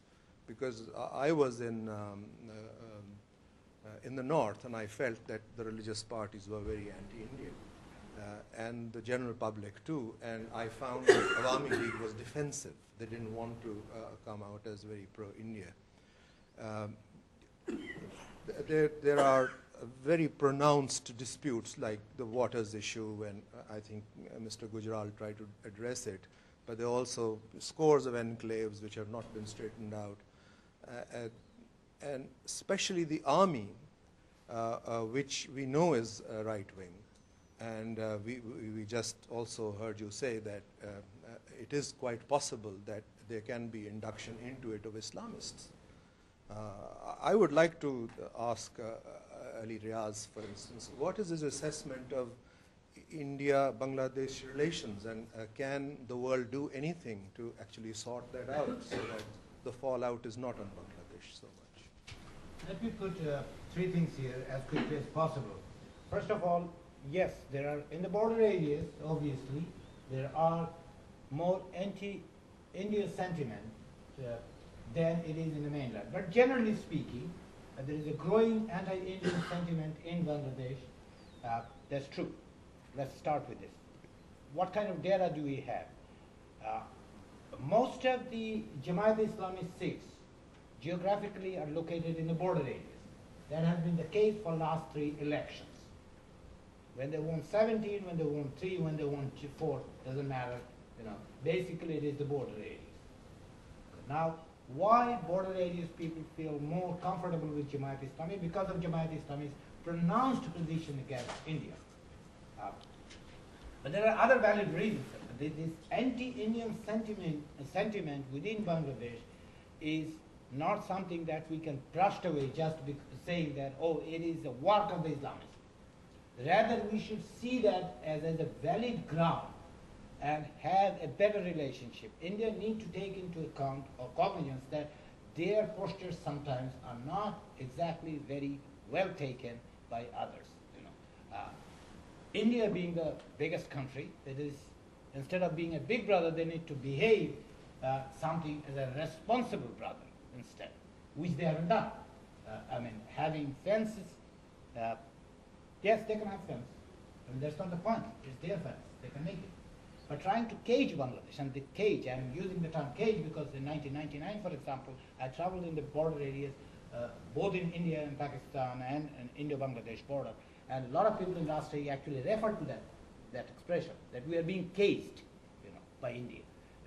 So the Indo-Bangladesh relationship is a larger issue, and that needs to be addressed. I'm in complete agreement with you that it has ramification, domestic political ramification, and it should not be just swept away saying that, oh, this is it. This is only a matter of the Islamists. No, there is, even people who support Awami League to give the general common understanding is that Awami League is pro-BNP. I don't know why that kind of an understanding, in the sense that sometimes it is exaggerated. Awami League has failed to prove itself as a nationalist party in that sense. Nevertheless, the point is that it needs to be addressed, and India needs to be more cognizant of Bangladesh as an equal partner rather than trying to bully Bangladesh. Can I add something quickly? You mentioned about the 1996 elections. When I was there, I observed, and I was actually dealing with South Asian relations then. Of course, the BNP government did use the anti-India card widely. That's traditional electoral pre-election tactics, and so there were. These remarks are not for attribution, please. There were border problems. Customs posts were shut down because of provocations, and actually the provocations were done from the Bangladesh side. But, and here I would differ a little. In those elections, the dynamics of the border electoral votes actually went against the BNP. Because what had happened in the meantime, where border trade was flourishing, when one border checkpost, customs checkpost, was shut down for about 4 months or 5 months, that's Tamabil, I started getting calls from the BNP ministers saying, why have you shut it down? And I said, sir, I didn't shut it down, you did. He said, oh, we did? I said, yes, you did, because there was a clash between the BSF and BDR, and this was provoked deliberately to arouse the anti-India feeling, and that's why it was shut down. But it was the small traders who came in and said, we don't want this. We are doing good. Please stop this. So it worked in favor of the Awami League at that time. All right. Having said that, the problem remains, and it goes back partly to that Cold War paradigm I mentioned. When an Awami League government comes in, it is perceived as being pro-India. And when the BNP or led alliance government comes in, it is perceived as being pro-Pakistan. And the relations are a seesaw matter. In a sense, it's a love-hate relationship. Yes, I agree with the remarks Professor Ali Riaz said, that India needs to be more sensitive. Why should Bangladesh, when I went back to Bangladesh in March 1972, from abroad to join the foreign ministry, I found already less than 4 months from liberation or independence, the anti-India feeling coming in from people who had participated in the liberation war or had sought refuge in India. And I could sense it from inside that you had whisperings. Do you need a foreign ministry? Do you need a defense ministry? We can take care of these things. India was ignoring a fundamental fact that was a nationalist movement. You don't tread on that nationalism. You respect that identity and then make you. This is something India realized, but very later on, during the interregnum, and my colleagues across there would say, we made mistakes. But that has remained ingrained in the way psychologically people address issues. If there's a political will, these issues can be solved. And during the 1996 period, I was part of some of the initiatives taken, the Ganges waters and other things. But I just wanted to point that out. Hi. Here? Can you please introduce yourself first? Anwar Islam. I am working right now. I am on deputation from CIDA, Canadian CIDA. I'm working right now with a US-funded, US aid-funded and global project on family planning reproductive health here in Washington. And I'm originally from Bangladesh. I left in 1974. I wrote 2 books on Bangladesh. And I teach at Brack University every year for the last 3 years, a course on management. So, and I have been going there over the last 15 years, at least twice a year. For me, that I don't see the Islamist threat as you see, that in Bangladesh. Why? If you take the 3 biggest NGOs, that BRAC, Grameen Bank, and the Ganashastra Kendra, GK, run by Abed, Yunus, and Dr. Jafrullah, they're all bulwarks of secularism and nationalism. And in Bangladesh, despite the politicization of the bureaucracy, whether it is Awami League or it is BNP, both of them did the same thing. And as a student, when we were in the Bangladesh movement, on the basis of nationalism, democracy, secularism, and socialism, it is hard to see that even Awami League, when it came to power in 1996, failed to really espouse and establish or institutionalize the secularist nationalist trend in politics. And my question to you is that, it boils down to the most pathological relationship between Awami League and BNP, which is personal but permeated the whole politics. You cannot go to the university now, teachers are split, either BNP or Awami League, there is no middle ground. You go to the Lawyers Association, it is split, Awami League and BNP. You go anywhere, there is no middle space. Now, what do you do to break that? No democracy can function unless there is at least a semblance of understanding between the governing and the opposition parties. Whether it is Awami League governing or BNP governing, doesn't matter. How do you establish that civility between 2 most important political parties? I think that's the crux of the problem.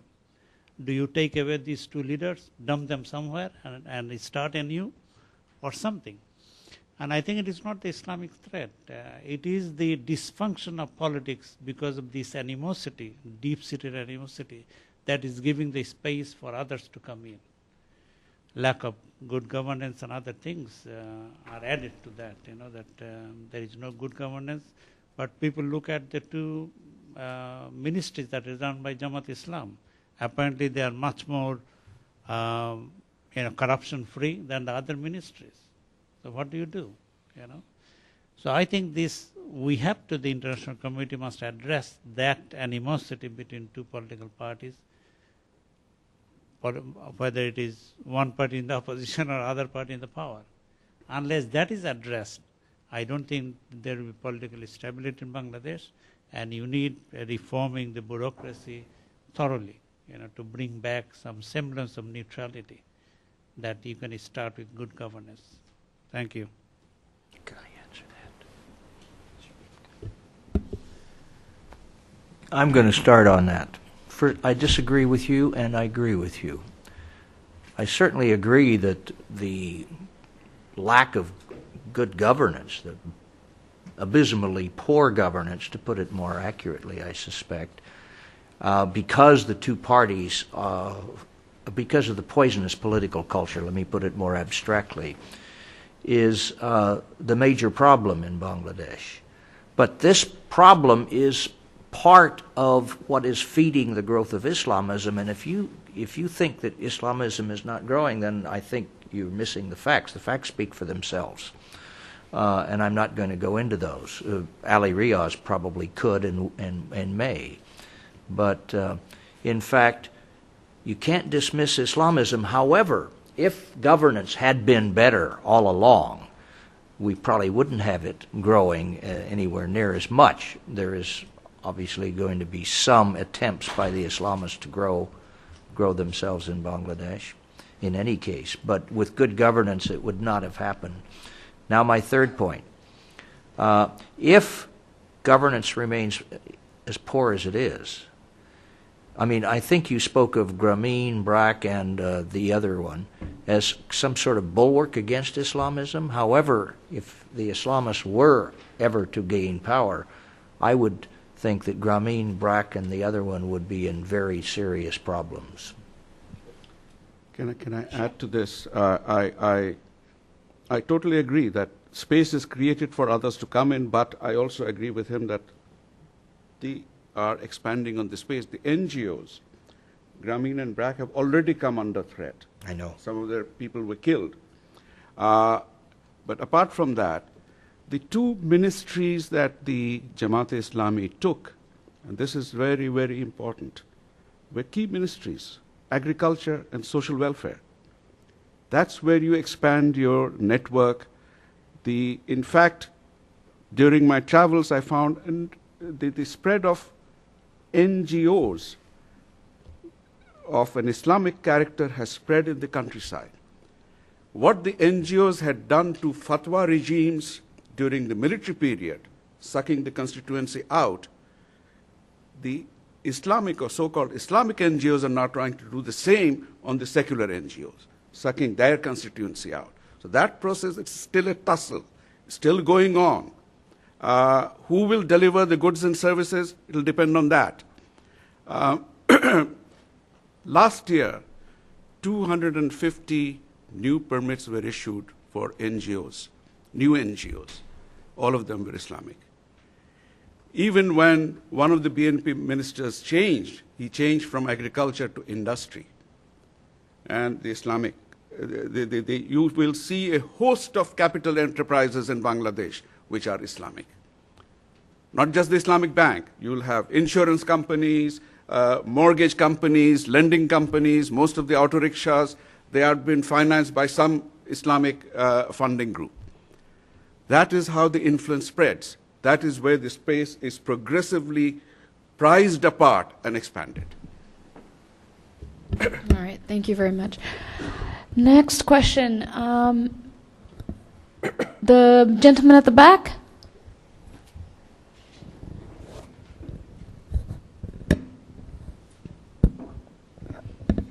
I'd like to thank both speakers for their wonderful overviews of the political evolution in Bangladesh.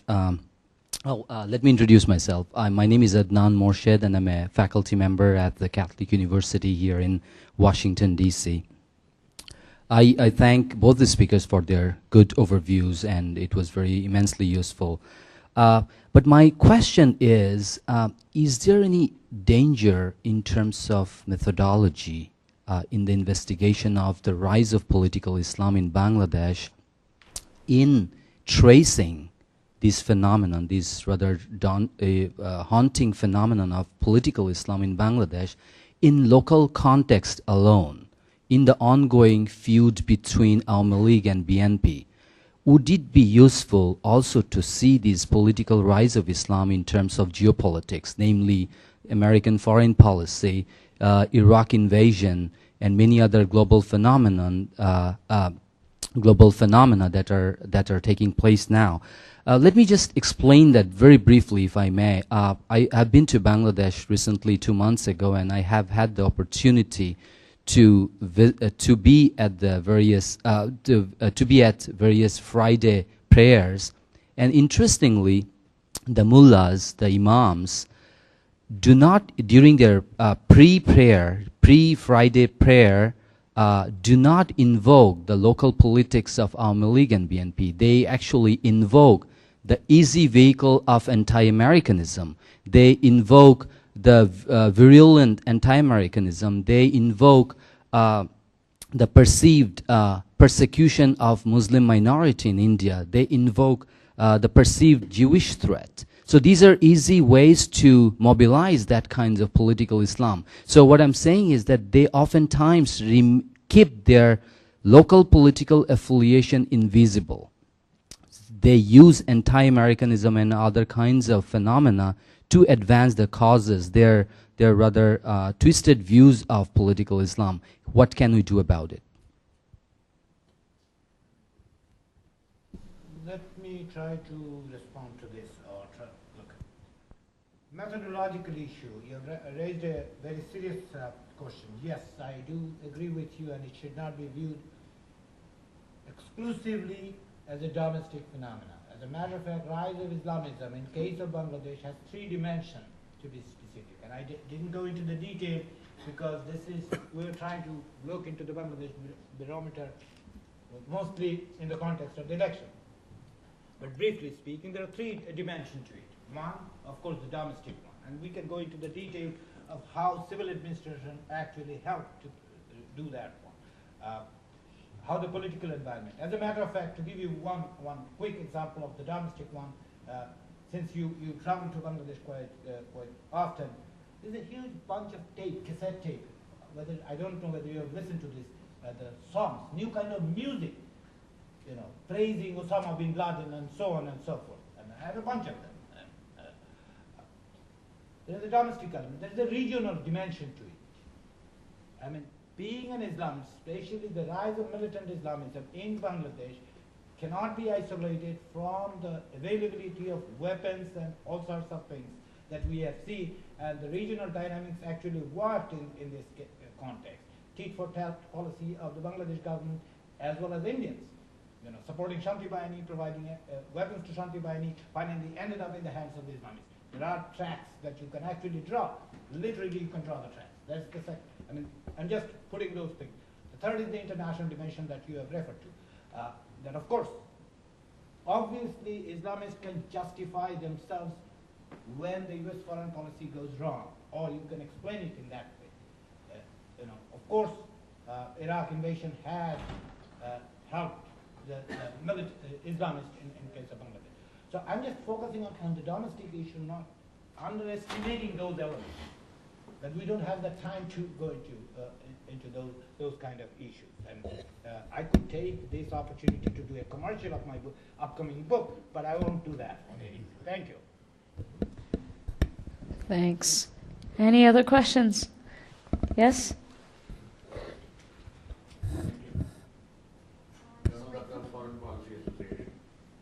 And I have been personally connected with the liberation of Bangladesh.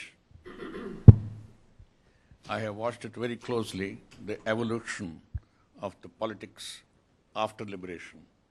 I feel personally that the circumstances in which Ziaul Rahman took over and his own murder it's a coincidence that he was the chief of the army staff, so far as the person who took over was also the chief of the army staff. How did these causes and effect change Bangladesh's politics radically, which has been really responsible for the present situation of Islamist rise?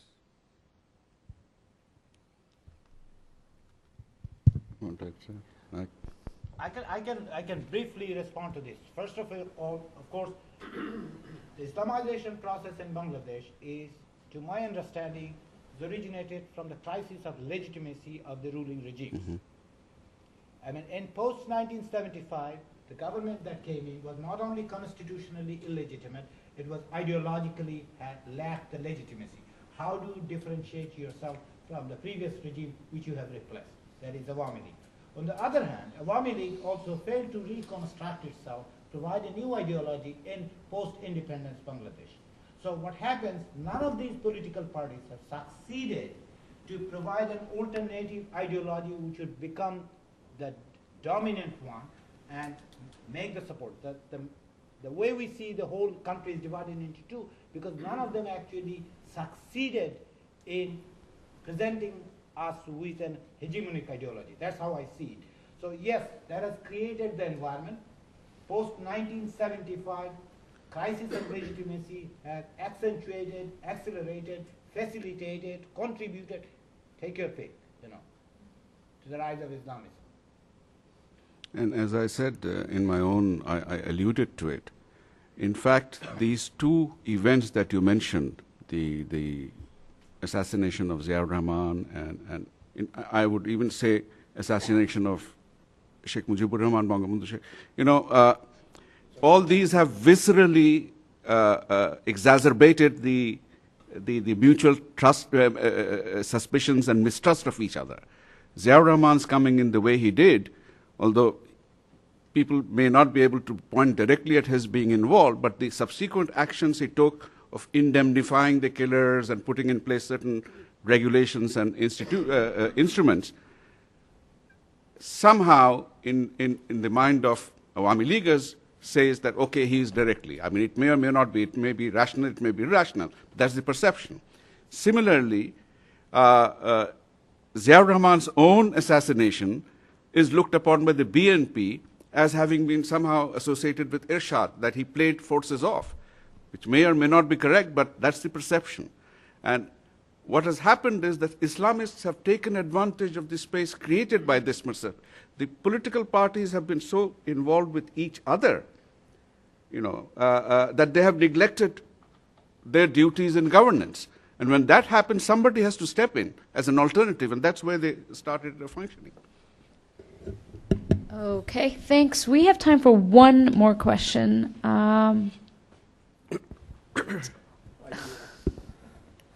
Okay, two more. All right, go ahead. I'm Professor Kochanek, Penn State University.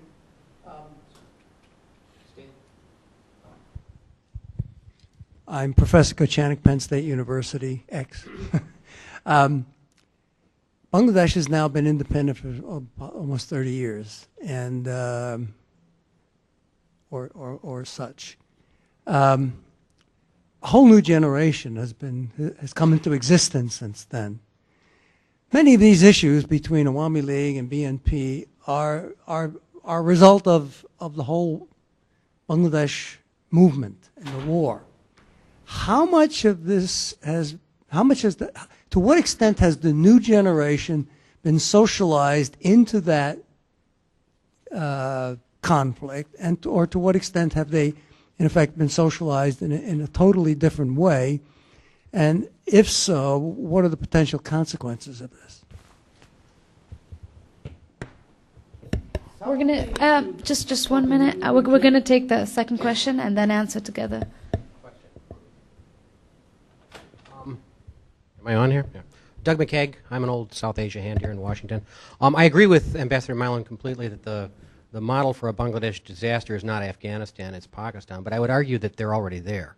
If you look at Pakistan in the early 1980s, right after the Iranian Revolution, the Soviet invasion of Afghanistan, Deobandi quietism was given up. I mean, they came out of the woodwork. Now, the big difference between Pakistan in the 80s and Bangladesh now is that Pakistan had an army that was in power, for one, and they were interested in arming jihadis, raising them as a force multiplier against the Soviets and against the Indians as well. So, I mean, the evolution, I think, is a little bit slower in Bangladesh, but I think they're exactly where Pakistan was in the early 1980s. A question for Ali Riaz. We talk about the Islamists. I mean, in point of fact, this is a house that's deeply divided. I mean, the BNP coalition really papers over the differences. I mean, the IOJ and the JI really have different theology, different base, different constituency, and they hate each other. There's no doubt about it. I mean, I wonder if you could talk a little bit about this and how they managed to paper it over and how you could exacerbate them, actually. That's one way to put them out of business. Okay. Let me take the last one. That's why I was trying to put that taxonomy here, showing that how divided they are. If you look at how the Islamists are not a monolithic, one group of people who are not going, you cannot address them. Jihad is not. Jihad just represents one of the five. Though they are the more pragmatic one, and they have their own internal conflict. At this point, if you look at the trends over the last 10 years or 15 years, especially since 1996, over the last 10 years, there's continuously two things that are happening within the Islamist politics. One is the integration. IOJ and these and that, always they're coming together because they understand that singularly they do not have any chance to influence the political process. On the other hand, there is also a continuous disintegration process. If you look at within IOJ and relationship between IOJ and JIB, Jamaat Islami, continuously they are fighting against each other. So, again, off the record, I presume all of our discussions are off the record. The point is here, creating a space between these two contending forces of Islamists and make things work, basically. That is how you can do it. That's one thing. Is that a policy you could put It is a policy. It can be policy. I mean, I'm not that I don't want to get into that you can actually how do you come up with that policy? But it can be a policy. I mean, my understanding is it can be a policy, and it can be done. I mean, the details, the operatives, those are different issues that we can talk perhaps separately. But going to Professor Kotnik's point, the new, I mean, Bangladesh has been independent 36 years. Some of this, the people who have actually born in post 1975 kids, as I, they're 21 years old or so. There's no relevance in some ways, or no memory definitely of Liberation War, no memory of Awami League regime input. They don't know who. I mean, for them, Sheikh Mujibur Rahman is a name on the paper, which they didn't hear for 21 years. Interestingly enough. And then you have an image that has been created on either uncritical acceptance, eulogy for Sheikh Mujib, or vilification of Sheikh Mujib. This is how it has vitiated the whole thing. 21 years, and why Sheikh Mujib is so important in understanding, not only because he's the founder president of Bangladesh, but more importantly, 21 years, we have seen that either we hear uncritical eulogy, he's everything, or he's the devil that you can have, sort of attitude.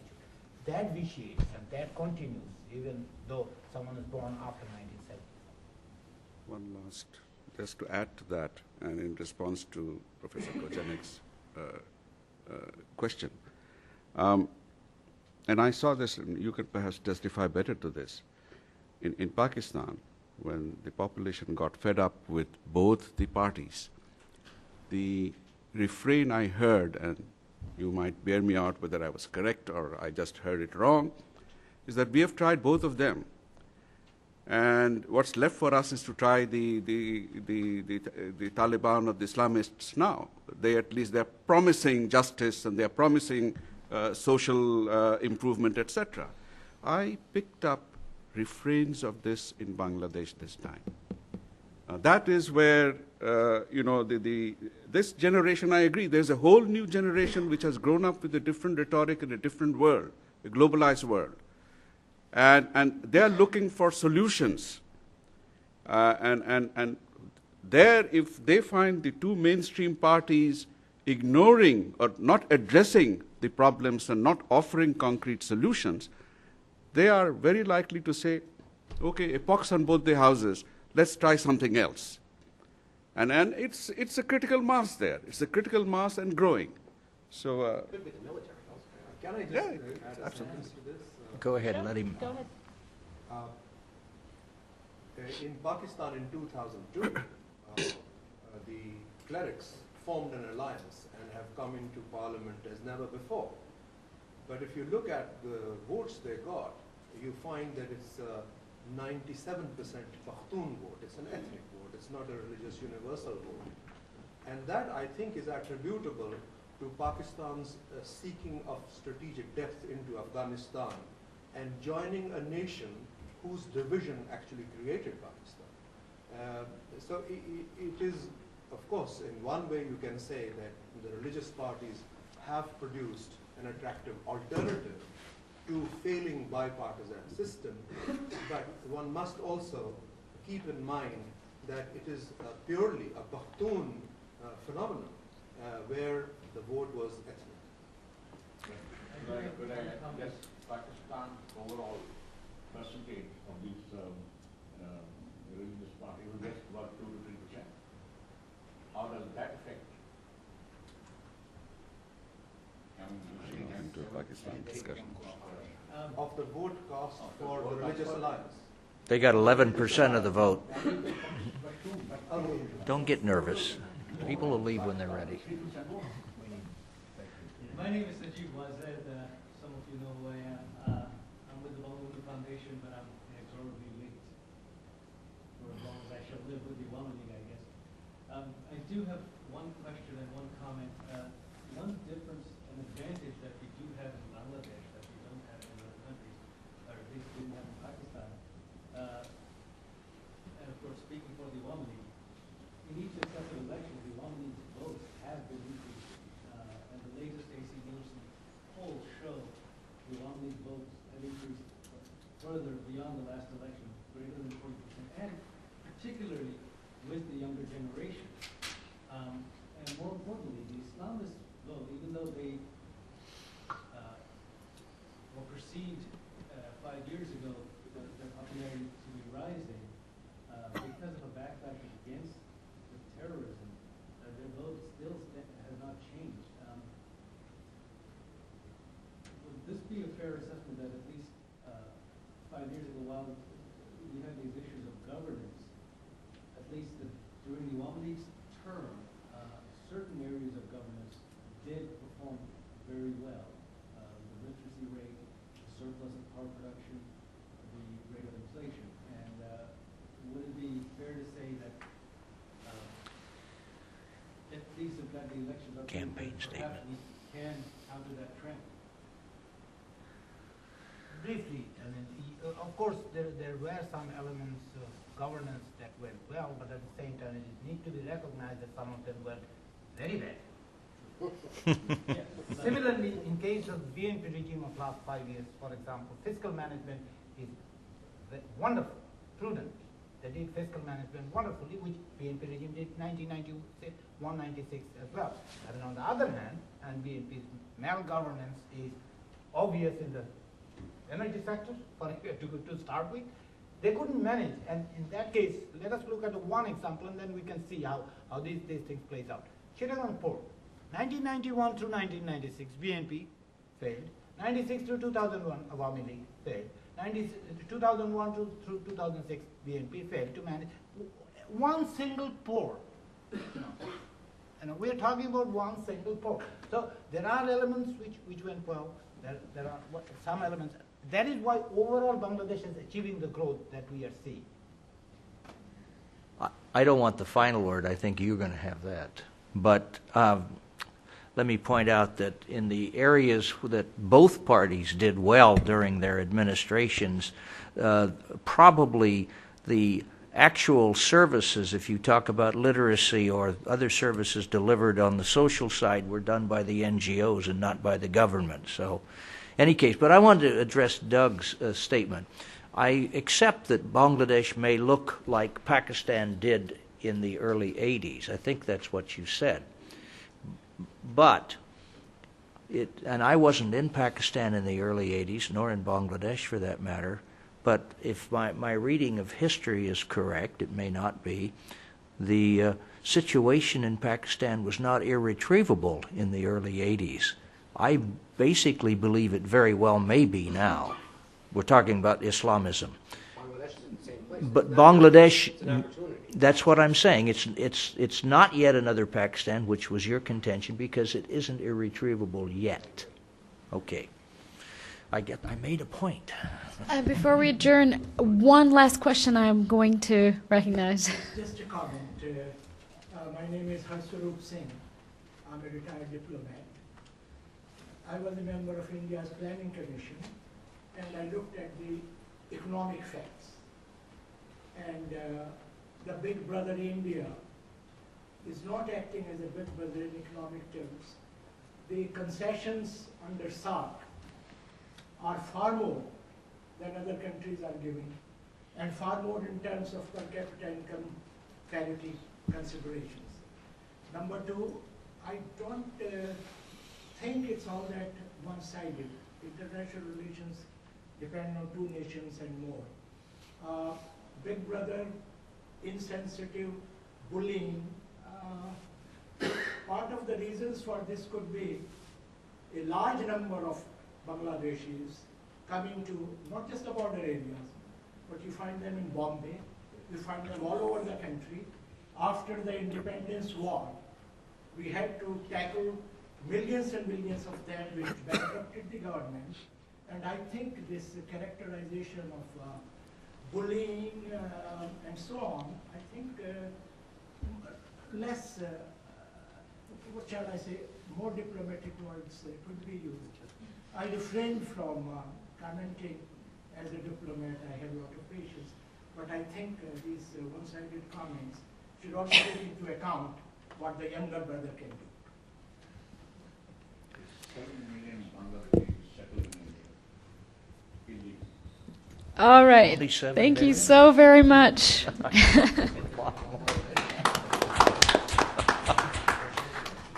Hey, Ali. I forgot to mention the other thing. The other thing that makes the BNP look so good is the Oh, result yes. of one man, Saifur Right Rahman, who runs here. the economic side. If he wasn't Okay, so there, this? there